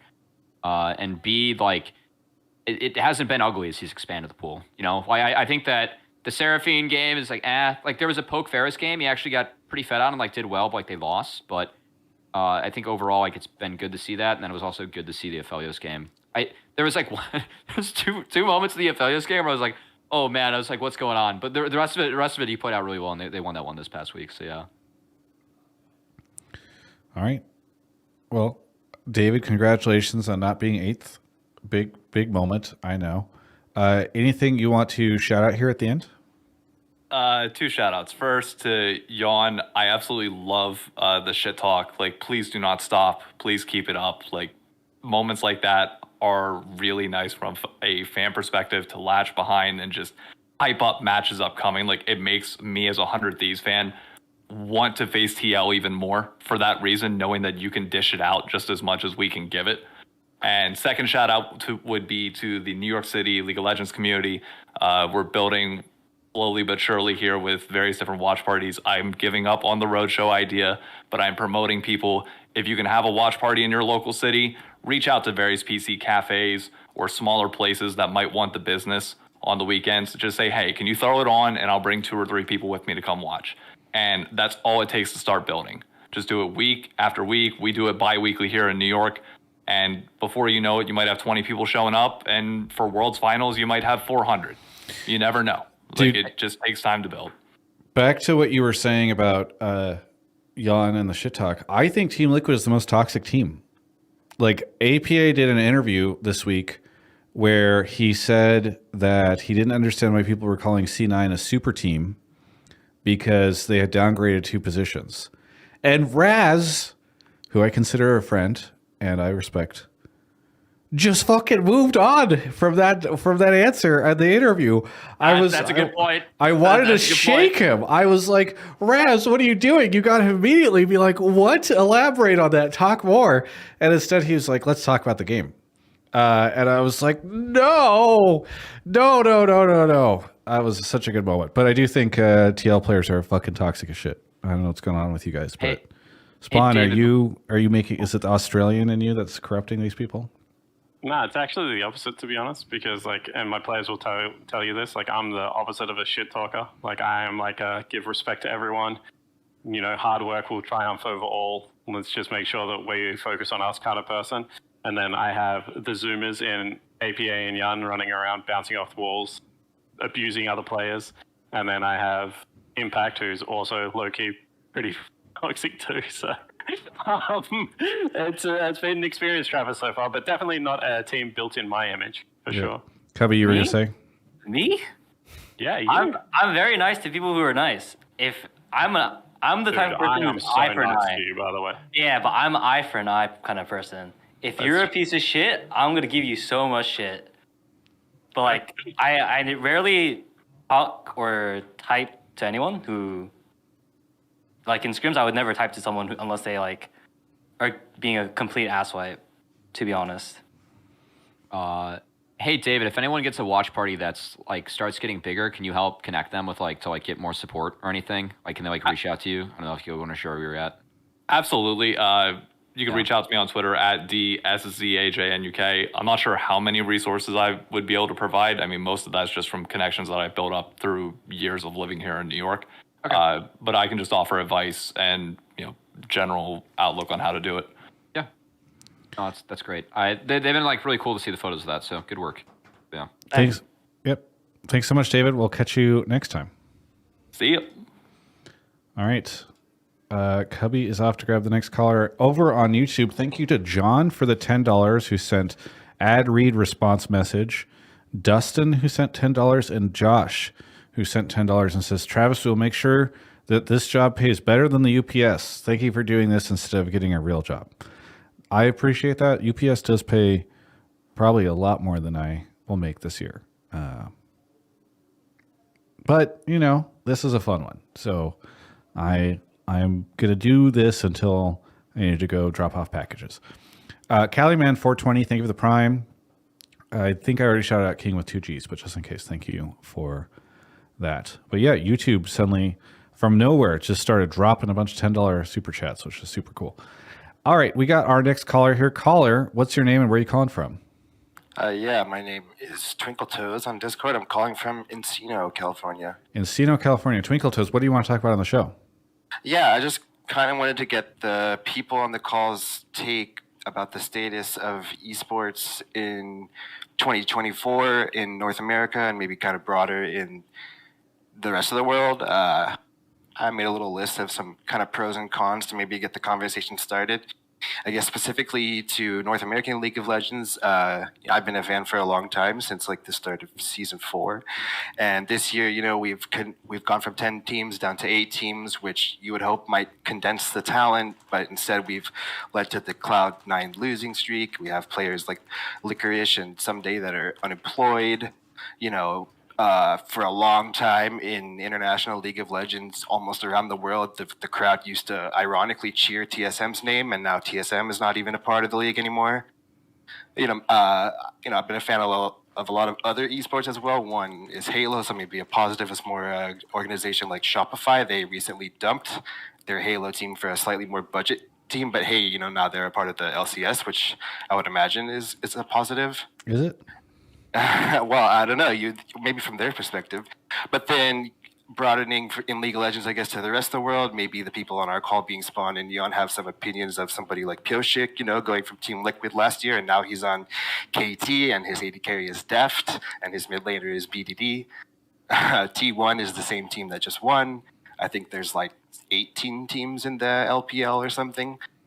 And so I framed my take as like loosely a question towards maybe Spawn to start, since he is a foreigner to North America.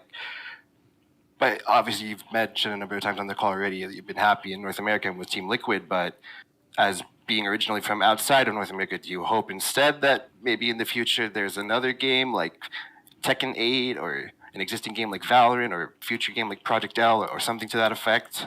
So let's just condense the take a little bit more. Yeah. So correct me if I'm wrong. It sounds like you just want to get an idea of what all of our opinions are on the state of esports in North America. Kind of, yeah, and we could limit it to, I guess, League of Legends and I guess our level of relative competition with the rest of League of Legends. In your take, you did mention what I thought was interesting was actually the fact that like League of Legends 2 and the new map. Yes, specifically the new map. Yeah. I get around about to. I was going to try to list some positives, and like I, as just a fan and player, have been enjoying the new maps, and so I listed maybe do we want to call the new map as like our quote unquote League of Legends 2 as like a positive that something generated new hype, new interest in the game in its 14th year?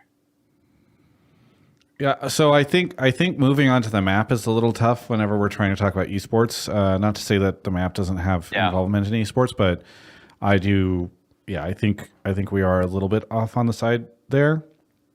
I mean, I can cover most of it. I think. Yes. Travis. Go for it. it. A couple of things, right? So, you hit on like there's a couple of things that I'll just pull out of the question, and then if I go too long, you guys can just tell me to shut up, right? So. Sure. I am normally very aligned with Travis about imports that come to North America on a temporary basis as like a stopgap year, right? I think the Pureshik situation is very different. I think that he got an offer to join a team pretty late in the offseason. He took it, and then he went back to the LCK because he got a very good offer from KT. And I don't think many people within the LCS would actually deny an offer from KT. Especially with the lineup they had, right? I'm pretty sure Blabber would take it. I'm pretty sure Umti would take it. Like, I'm just going to throw some names out there. Contracts would probably take it. And if you listen to Pureshik, when he talks about North America, he actually talks about it pretty fondly, to be honest. And I know for a fact that he enjoyed most of his time over here. So I think that that's a little bit of a different story on the imports. But much like myself, I came to North America because I saw that I could get a career here. I think that a lot of the players within the LCS need to be in the same thing. They need to treat it like it's a permanent move until it's not permanent, if that makes sense. In terms of the health of North American esports, I think that this is something that is well documented. I think that in an economy where the esports ecosystem is going backwards, the fact that North American League of Legends is currently holding firm is a very good sign. That's my take on it. I think that this should be seen as like growth in terms of how the rest of North American esports is going. Is my current understanding of the esports ecosystem is it's quite tough. And League of Legends is holding firm, which is good for League of Legends. The new map sucks as a coach because it made me unlearn everything that I learned over literally 12 years of League of Legends, so that can go fuck itself. But everything else is going great.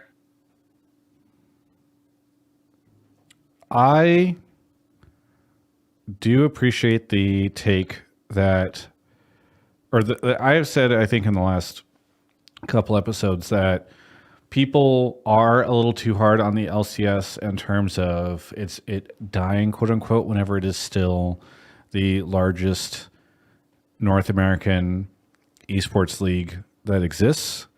I'm just saying Tekken 8 or whatever it is. I haven't played Tekken since Tekken 2, but Tekken 8 would love to have the LCS's numbers. They would love to have it. There's a lot of things that would. And so I do think that it's not as bad as perhaps it looks. I think the big issue though is that Riot does need to figure out whatever it's going to be. And Spawn obviously touched on my opinion on how much we rotate players around, and now I think how much we're rotating teams around. But we need to figure out something to increase viewership in the league again. I'm happy that we're holding firm, but But it's just funny, Travis, because you're damned if you do and damned if you don't in North American esports, because you tell me every single time I come on this, man, if Team Liquid just kept the same people on their team, that would build fandom. And then I do it, and I get 3,000 death threats. I do one. Okay, so a couple different things. I don't think I tell you that every time you come on the show. Secondly, I don't think you kept the full team. Third, I kept the core of the team. In terms of Counter-Strike terms, I kept the team, Travis. I kept all my spots to the previous majors. I kept 3 out of 5. And I kept coaching staff, and I kept analysts. I kept 5 out of 7. And then the GM. That's 6 out of 8. I'm doing good over here. You guys are learning. I think we'll see.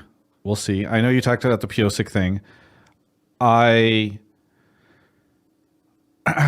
I know what you mean about how he went to KT and that's like an offer that anybody would take. But I'm sorry, maybe you guys are misunderstanding. What I meant by that, I guess, is just, framing the conversation more about how NA exists, or NA League of Legends exists, I guess, here specifically. Like, do we expect to be competitive with, like, the LCK, LPL continuing to go forward? Are we... Like, No. I think it was fantastic that Riot got New Jeans to do the World Song from last year, because I understand that the marketing relevancy that has in other parts of the world. Like, are we just kind of piggybacking off? sorry, of I'll be honest. I am having a hard time understanding your question, because you go say, are we going to be as competitive? And then you mention New Jeans doing an opening ceremony. I just was trying. It's just I had a list of kind of pros and cons about this. I know. But if you had to sum it up as a central thesis question, give me this question in one sentence.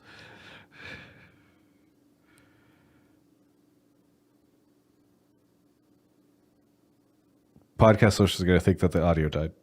Sorry, I guess just I guess Spawn already hit it a little bit. Are we optimistic going forward about the LCS? Okay. Are we optimistic going forward about the LCS? I think it depends on what you define as the LCS. I think there is a decent chance that if you look at the trend for Riot across most of their esports regions, they have been consolidating. I don't think that the league this year is growing. And so I think there's a very good chance that we would consolidate into some sort of product that would include other America's stuff. Because I think if you look at what they did in Valorant, I firmly believe that that is what they wish they could have done in League from the beginning. And what they have done in Valorant when it comes into relation to North America is they have put North America as part of an America's League. So when I optimistic? I just want to jump in, Travis, because like there's a take in Twitch chat from Sin 2013, which I think it's Sin, and it maybe is the worst take I have seen from a Twitch chat member. And I love Twitch chat. I am pro Twitch chat. Remember that, Twitch chat. But the fact that he said none of them can answer this honestly, they all get money via some way from the LCS. Yeah, do you know where I got money from before the LCS? The OPL. You know what happened to the OPL? It's fucking dead, bro. What do you mean that I can't answer this honestly? Honestly, I've been a part of 2 products that have died. I could definitely answer this very honestly. And that is, I do think the LCS is quite healthy at the moment. If it wasn't healthy, I would be sweating bullets because I use this to feed 2 kids. So, like, I genuinely, without a shadow of a doubt, I actually do believe that the LCS is in a relatively healthy spot. Now, does healthy mean growing? No, it doesn't. But I think that you have to map the LCS versus what other North American esports are doing at the moment. And my understanding of that market, it is rapidly deteriorating, and the LCS is holding firm. So I do think that's a good sign. And I think the changes were across the board, great changes. I also am just confused because I don't make any money. Like, I don't, LCS does not give me money.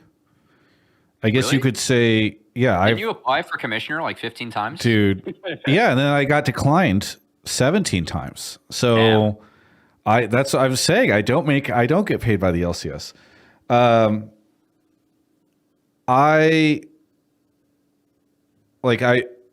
I think have been in fact criticized in the last year for being too negative on the LCS. So it's kind of weird that the take is that I can't be honest. Just to finish where I'm at, I think it really depends on how you feel about the LCS and what the LCS is. And I think that there is a decent chance that like the LCS eventually morphs into an America's League. I don't know if that would happen next year, 2 years from now, 3 years from now, but I do think that will likely happen unless LCS like doubles or triples its numbers, that type of stuff. And I think that will happen eventually because I just don't think. Would you like that, Jan? Would you like to there. play against LATAM and Brazil? Are we also including Europe in it? No, just Americas. Americas. This is like the Valorant League. Me personally, I wouldn't like traveling that much, if that's what you mean as well. I wouldn't be pro travel. Like, if it's similar to the CSGO team, because Yeah, they spend so much time. yeah, because I talked to the CS2 team a couple times when they were here in the Alienware training facility. They told me they like move every like 2 to 3 weeks. No, and but the it's Valve pros like, don't. I think it'd be more like the Valve stuff, Jan, where like it basically all happens in the LCS studio. Usually when the Riot Games studio, usually when LCS is trying to do a broadcast. So I think because Brazil has such a huge fan base, it'd be pretty fun to do that kind of thing. I think if you have a lot of fandoms, then it'd be pretty good. But competitive wise, maybe it'd be like a bit weird on that aspect. Maybe if you're like adding the entire 3 leagues together. what Like if? No, I think what would happen. I would bet what would happen is you. This is pure speculation. This is not like a source thing or whatever. Before people start putting this someplace, like I think you probably would cut LCS down to you take 6 teams from LCS. You'd wait and see if Immortals, if Immortals stays able to be instantly disqualified. You'd buy out another team, and then you take like 2 teams from Brazil and you take 2 LATAM teams or something, and you'd have a 10-team America's League. That sounds awesome. Sign me up right now. If that's what you're doing, Travis, I'm on board. I love it. Jan, are you on board? So I don't know if I'm misunderstanding this, but there's like not that many NA teams then in that regard. Only 6. 2 less, brother. 2 less. You get 10-team league. I would probably be against it. Damn, you guys must be dumping on those teams and scrims that if that's the case. Sorry? So I'm for this. I was making a joke. Like you get like the teams. Like if you're scrimming any of the teams over there, they must not be very good if you're not in. Oh no, so- I don't know about their skill Yeah. level. It's more like I'd rather it be consistent with like that NA versus NA. Jan likes NA versus NA. I think that a couple of other people like international. I think Cubby would like international. I think Travis would like international. So, I mean, different people do have different takes on this, but yeah. To go back to the original point, Travis, if they change the league, I would be for change because I think change in the current environment is normally for the good at the moment because the change seems to be going in a positive direction. But I do think that right now we should be happy with where it is. I mean, change for change's sake is not always good, Spawn. Because like when I interviewed Dita and Nas last year about the weekday thing, they were like, "Well, we got to do some changes because we can't keep doing what we've been doing." Like I personally, I would feel sad to see like an America's League pop up because I do think that is like the death of the LCS. Like, not to say the America's League couldn't be successful, but like I truly have loved the LCS and I have enjoyed what it has been, and I would be bummed to see it essentially go away. But I also understand that might be the reality of where we're headed, and I also understand that there would be some benefits in that system as well. But I do think, I don't know, I think it could be rough. I also don't know if we've had enough time of Valorant Americas to know whether or not it is a good idea in the long run. So, yeah. All right. Caller, thank you so much for the call. I appreciate your take. Is there anything that you want to say here at the end? Any shout outs? Yeah, shout out to you guys. Travis, I've been a fan for a long time. Like I said, I've been watching the LCS since like season 4. Shout out to Spawn. I know I'm involved in a number of other league coverage as well. Shout out to Vi, been my favorite champion ever since I started playing. And to Yon Support Core, JJ, I think it was his Tom Kench eating ruler why Samsung was able to win that world championship. Very good. Thanks so much for the call, and we'll catch you next time. Tactical in the chat memeing on Jan, who says, I don't watch VCT too much, so I don't understand their system. Is Tactical saying that's what Jan says. So I took that call because I was hoping we were going to talk about the new map. And Jan, I just want to ask you, how does it feel as a bot laner to play on red side versus blue side? The main thing is like the double marksman, which is very annoying. Yes. I will say if the double marksman to like going around the thing and like messing with some other, if you play a weaker bot lane as red side, it's probably very annoying with that wall. But if that meta didn't exist, I think it's a completely fine change. Okay. I think it creates like more opportunities for both sides if you control it as well. I think it's healthy. So my thing about the new map is that it's too easy for me from blue side to access bot lane because of like just where Dragon's at. If League is going to do League 2, I want Baron and Dragon in the middle of the river. I've decided that at this point. In reverse of that though, but on red side, you have another angle to play through as well. It's like way easier to hold that zone when you're red side and you're contesting the Dragon area. Yeah. So I will say it's a fine thing. It's just like a bit annoying when you play the weaker bot lane, is all. Yeah. All right, awesome. Cubby, you want to go grab the next caller? Yeah, we've got 2 more. Yes. Yeah, we'll try to speed run them. I don't want to take Yeon and Spawn's time too much longer. Yeah. All right. iNuber, thank you for the 31 months. All right. Let's see. Twitch chat and YouTube chat all reacting to the dog that disappeared. I'm sure the dog is fine. It's up on... That's Myron's dog. It's actually really old. Yeah. So like I think it's like 17 or something like that. It's a very nice dog. Louis. Yeah. All right, we got our next caller. Golden KS is here. Golden, where are you calling from? Calling from Seattle, Washington. What do you want to talk about on the show? I think people forget how big deal the Impact is. And once again, he's a low-key survivor of TL. I know we kind of went through Alfari, Summit, and back to Impact. When looking at this season so far, has been unstoppable. He's always in the right place for early skirmishes and really driving the game forward.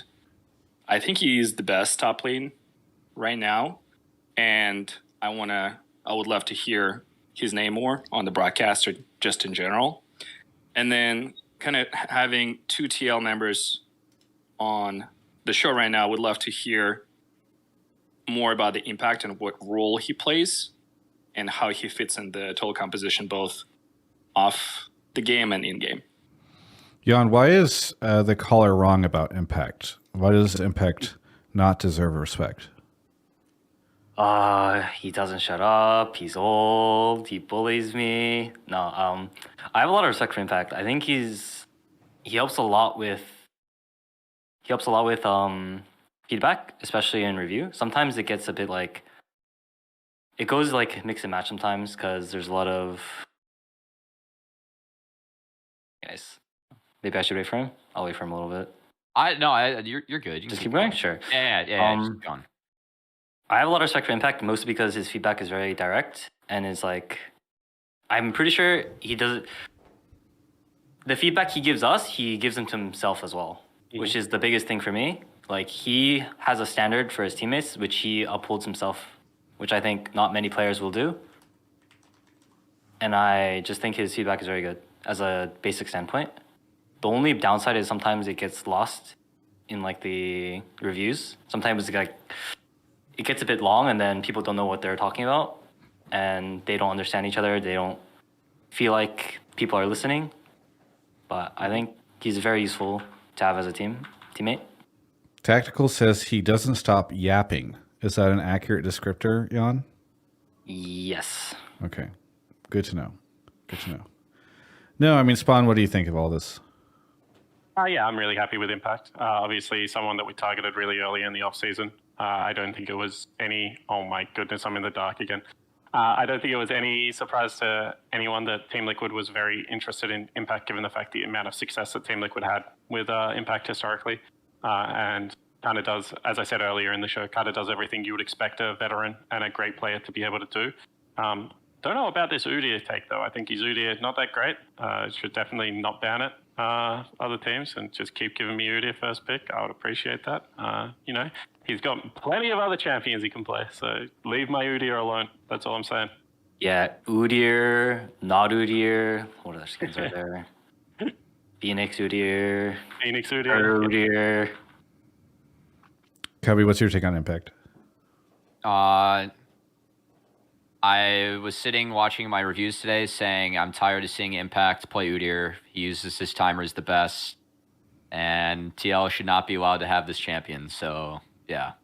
Well, so I see Golden KS's take, who's our caller right now, wrote it in as Impact once again is low-key the savior of TL. Do you think that's accurate, Cubby? Is Impact the savior of TL? I mean, TL's only won when they've had Impact, so he must be the savior, no? True. No, but I mean, how much of a role do you think he's playing on their success? Shit. And I'm happy to elaborate on my take a little bit here. Sure. Yeah. What I'm trying to say is Impact is always kind of a stable piece on the board. You know he's going to do well in lane. He's going to be in the right place in the right time. And when you're building a roster, I feel like you need a couple of those pieces, and that's why Impact is such a big piece of TL. I think you're trying to walk back your take. Because I think you put something bold in there, and now you're trying to downplay it. Because when you say once again is Loki the savior of TL, and then whenever I bring this up, you're like, well, listen, I want to clarify. I mean, he's reliable, he's dependable.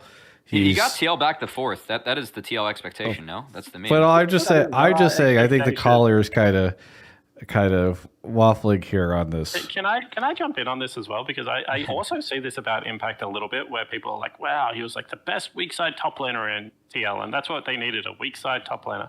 It's like, that's not necessarily true either. Like, didn't he play Silas into Gnar against IG? Like, this guy has genuine carry champions that he can pop off on. So I do agree that he's like really solid. And like the good thing about Impact is when he plays well, he plays very well, and when he plays poorly, he plays well. You know, his worst game is a very solid game by most LCS people's standard. But I do think that this whole he's a weak side Titan is like a bit of a meme, to be honest. And I know Impact thinks it's a little bit of a meme as well. Bring GP back in the meta so I can watch Impact play. Yeah. I mean, bring Jax back in the meta. Bring, something like the top lane Silas back in the meta. He's going to go now. So I think he's just overall a good player. I'll take a different angle on this, as I think that this is one of the rare moments where in esports we get a good player that returns to an org. And I think that oftentimes, like in sports, like people very much look forward to, like people returning, like to their teams. Like that is, like when LeBron went back to the Cavs, like that was obviously a huge deal, not just because LeBron's good, but like he went back home, right? It definitely feels that way for Impact and TL. And I think that is unique, and one of the cool parts about when you get players in a league that have longevity is that you get a lot more ways to grasp onto them and like why you like them. So I very much appreciate that with Impact. And that guy, the level he's played at for the amount of time he's played at is unreal, and he will never get the credit that he deserves because he did it in NA, and he deserves a lot of credit for that. All right. Thank you so much, Golden Chaos, for the call. Anything you want to shout out here at the end? Want to shout out you guys, huge TL fan as well, and then to my wife who's waiting to watch Grammys with me. So, thank you. Yeah, very much. Thanks for the call, and we'll catch you next time. All right, we have our final caller coming up here. You want to go grab him, Cubby? Yeah, we got one more. Thank you to Jeremy for the $5 super chat over on YouTube, and also the gifted membership. And then thank you to Shiny Froky for 69 months. And also 5 Dead White Guys. Thank you for the sub support, everyone. Get into our last call here. And then I'll still be on stream. I need everybody to stick around on Twitch for like 5 minutes. 5 minutes. That's all I need. What is this attitude rumors that people are talking about? Huh? Someone's talking. Well, The Twitch chat is just arguing with each other. You don't have to worry about it. yeah, They're always off on some random tangent. but I want to know what they're arguing about. Oh, that's your first mistake. All right, caller, what's your name and where are you calling from? Hey, good evening. My name is Ashar. I'm also calling from Seattle, Washington. Oh, nice. Another Seattle caller. What do you want to talk about on the show? Yeah, so my question's for Yeon and Spawn. To both of y'all, what feels different about TL this year compared to last year? And then kind of extending that a little bit, what feels different about the LCS as a whole this year compared to last year? I mean, obviously we have 2 less teams, but anything else y'all kind of feel from year over year? And my last kind of part of that is, does the mechanical floor actually feel better this year, both in game and in scrims compared to last year? There's been a lot of talk about that last couple of weeks. Do you actually feel that day in and day out? Yeah. Go, Jan. So I'll start from the last take. The mechanical wise, I feel like it's honestly pretty similar from a player's perspective. I do think a lot of players are a little bit better, but I don't see that much of a difference between like the mechanical standpoint. I think players are just good, if that's what you mean. Mm-hmm. And then the first question was, I'm trying to remember. What's different about TL this year compared to last year? Yeah, so I think the biggest thing is our jungle and top is way... Go away. You don't want that much. I'm not giving you praise that early. So I'll start off with the players first. I think the difference between like top and jungle is that they... Okay, guys, nice. Yeah, it's English. Yeah. Oh. They're very direct and they're more direct with their feedback, I would say. Like, Impact for sure is like a lot more direct with their feedback. Like, hey, why didn't you do that? Why are you being so scared here? Yeah, you know? Why aren't you there? Why aren't you on there? You should be doing this, actually. Like, for examples. I don't think, like, we gave each other direct feedback last year as much as we should have, is my biggest thing. And for the coaching staff, we just got another coach. One more coach, baby. That's the difference. Spawn, I mean, I know this is kind of a weird question for you to answer because you were not part of the main LCS team last year, but to the caller's take, what is different from your perspective?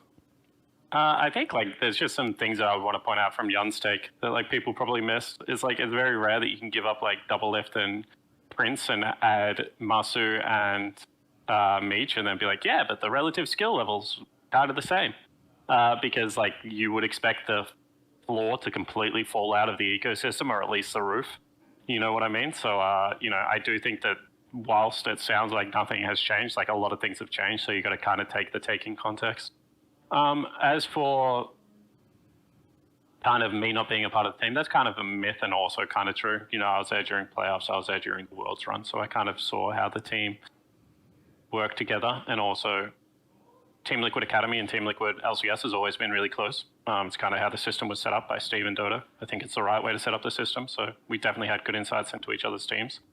And I would say that what Yun has said is very much true. We want to build a culture and a system where players drive feedback to each other that drives improvement.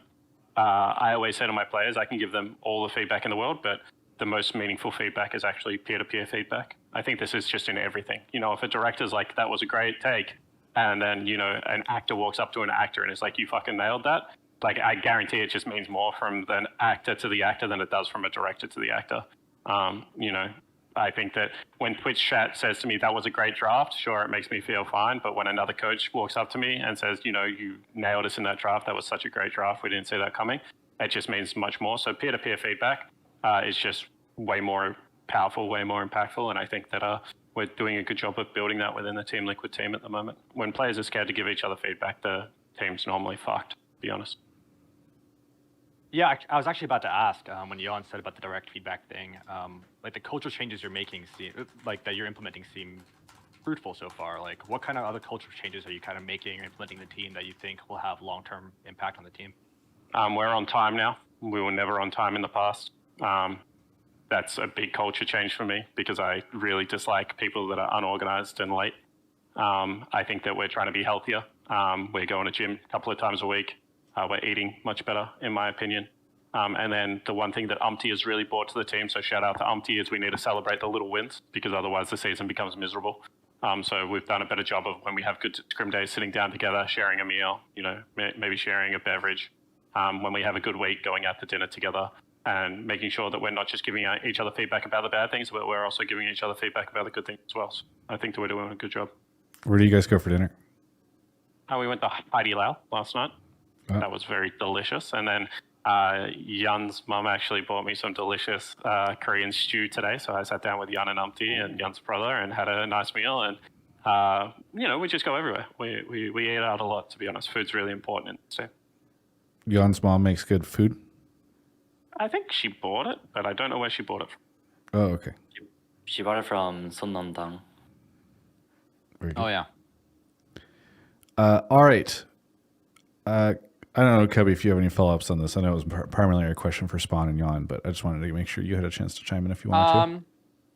I think from the outside looking in, I think the biggest thing I can give props to with TL is that I think that their games in week 3 looked much better than their games in week 1. And a lot of that is just them working as a unit. So I think that's good. And also, I think it's really important to celebrate the wins. There was actually a time where Spawn brought me in to help coach the Combine that they were running. And I, not being a part of the org, is the only person prepped a PowerPoint. And it included a clip from Bill Belichick, who is a great NFL coach. And he is known for being very passive with the media as well. Doesn't really say much. He's just kind of nonchalant. And the clip is him just absolutely getting up, he's getting up, yelling at his players pretty much why aren't we celebrating this on the field? And it's this guy worked his ass off all week and he made a sick play and no one's there to celebrate with him. He's whatever, who gives a shit? It's you gotta enjoy that. And I think it's really a lot of league players, just given the atmosphere and you compete sitting in a room, man, I was thinking today, I watched CS matches and Valorant matches, in between rounds, there were fist bumps, there's none of that in League either. And that's that matters. You win with the 5 people that you have on stage with you and the people in the room. And that group has to be close. And I think that celebrating the wins is a big part of that. So really, I know Umti is a very fun personality, but it's fun to hear him bring that behind the scenes too. Also, one other thing that I'll add to it, and I don't know, Travis, whether you can see, but it's our day off today. And I'm pretty sure every single person in the office, maybe Impact isn't here because Impact does need some rest. I told him not to come in. But another cultural change of our team is we are always in the office. In the past, Team Liquid has said they had the hardest working teams.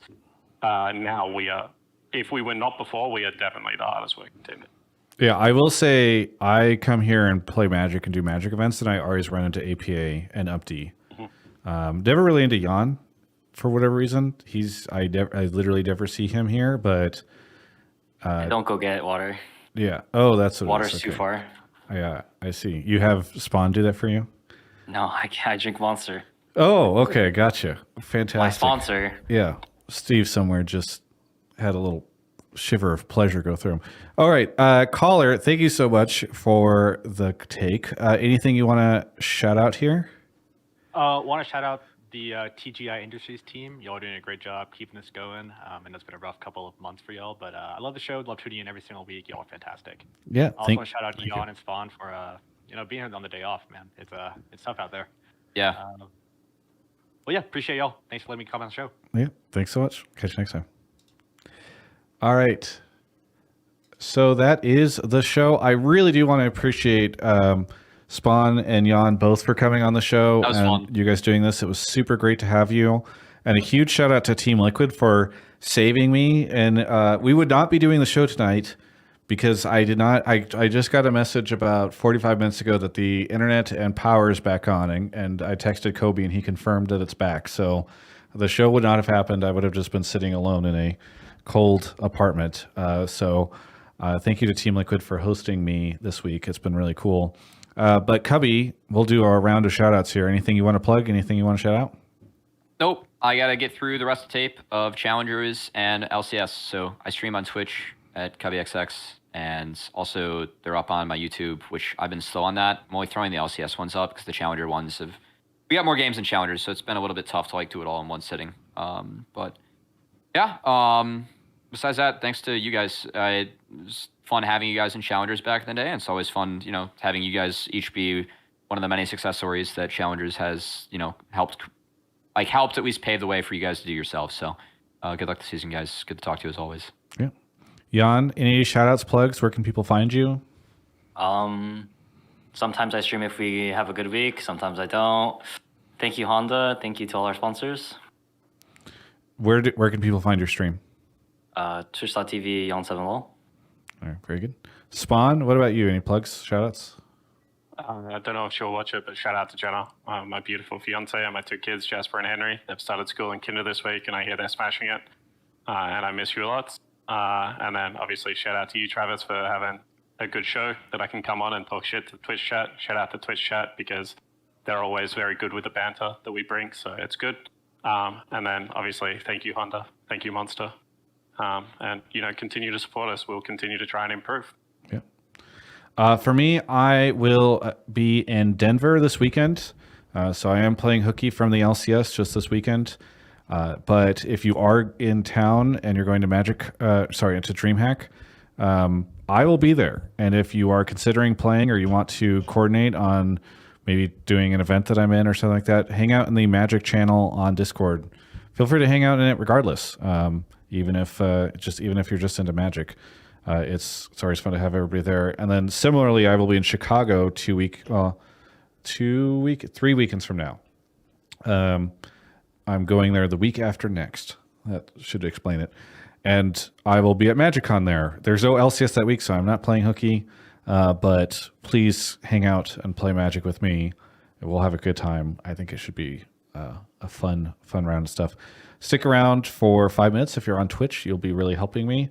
But thanks everyone for watching. We do the 7 p.m. Pacific, and they are on Twitch and YouTube. And you can always join the Discord channel or Discord server, discord.gg/Travis. And if you like this content, please consider supporting. It is really fucking cold in esports winter right now. I have no sponsors. I am still spending money paying video folks and co-hosts and all sorts of people. So that's coming from the savings account. So your support is very much appreciated. So thanks everybody for watching, and we will catch you next week. All right. Thanks, guys. Yeon and Spawn, I will let you go and maybe say hi to you in 5 minutes in the studio or in the facility. Thank you. Yeah. Cubby, thank you for being here. I'm going to go into a quick Twitch bounty for 5 minutes, and then I will say goodbye to the chat. But thanks everybody for doing the show with me. No, it was fun. Thanks, guys. It was fun talking to you guys, and good luck this season. It's been fun watching you guys compete so far. See y'all. Yeah. All right. Hello, folks. Please stick around for 5 minutes. You will help me significantly. And if you do, where's the bounty button? Where is it? There we go. Okay. So we're going to do a quick 5-minute sponsored stream. This is from Twitch. Twitch makes these things possible through their bounty board. And this stream is sponsored by Monkey Man. We're going to watch a trailer now for that. So let me go ahead and pull that up here. All right. So now we get to find out, since I aired that on my YouTube stream as well, if I end up getting slammed for that. Okay. Oscar nominee Dev Patel, Lion, and Slumdog Millionaire. I first saw him, by the way, in Newsroom, which is a really good show. Makes his directorial debut and stars. It's from producer Jordan Peele. It's an action thriller about one man's quest for vengeance against the corrupt leaders who murdered his mother, spoilers, and continue to systematically victimize the poor and powerless. Inspired by the legend of Hanuman, an icon embodying strength and courage, it's packed with thrilling and spectacular fight and chase scenes and it's only in theaters April 5th. And it stars Dev Patel as Kid, an anonymous young man who ekes out a meager living in a underground fight club where night after night, wearing a gorilla mask, he is beaten bloody by more popular fighters for cash. And after years of suppressed rage, Kid discovers a way to infiltrate the enclave of the city's sinister elite. As his childhood trauma boils over, and by the way, who among us have not experienced that, his mysteriously scarred hands unleash an explosive campaign of retribution to settle the score with the men who took everything from him. Again, that is in theaters April 5th.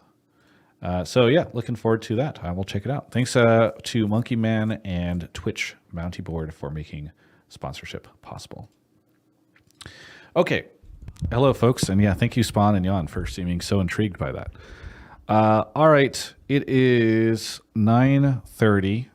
I'm going to, normally I would hang out on stream and I would open magic packs. I'm very sad I cannot do that right now because I love opening magic packs, but I didn't have any internet or power at home, so we had to do the show here. And now it is time for me to leave. Also, this microphone is starting to lose its integrity. There we go. I will figure out somebody to raid. Also, shout out to Bo Carnity and Golden KS for the subs.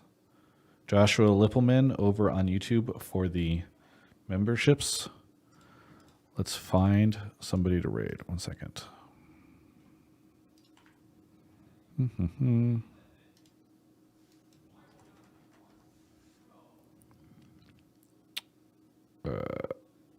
Who is streaming right now?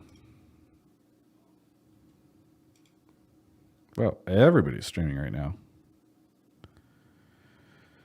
Oh boy, boy. My friends list is fucking full.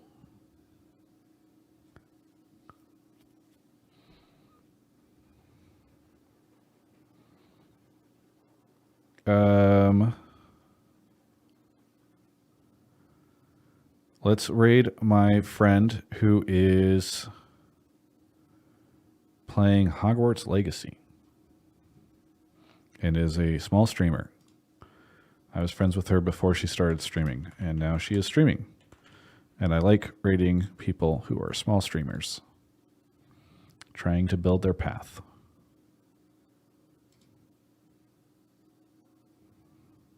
Yeah, there are other people that are streaming League. You can go find those folks if you really want to. Liquid Pangu, thank you for the sub. Really appreciate it. And Xcape, thank you for the sub as well. Oh, and Joshua over on YouTube, thank you for the $10 super chat. All right, thanks everybody. See you later.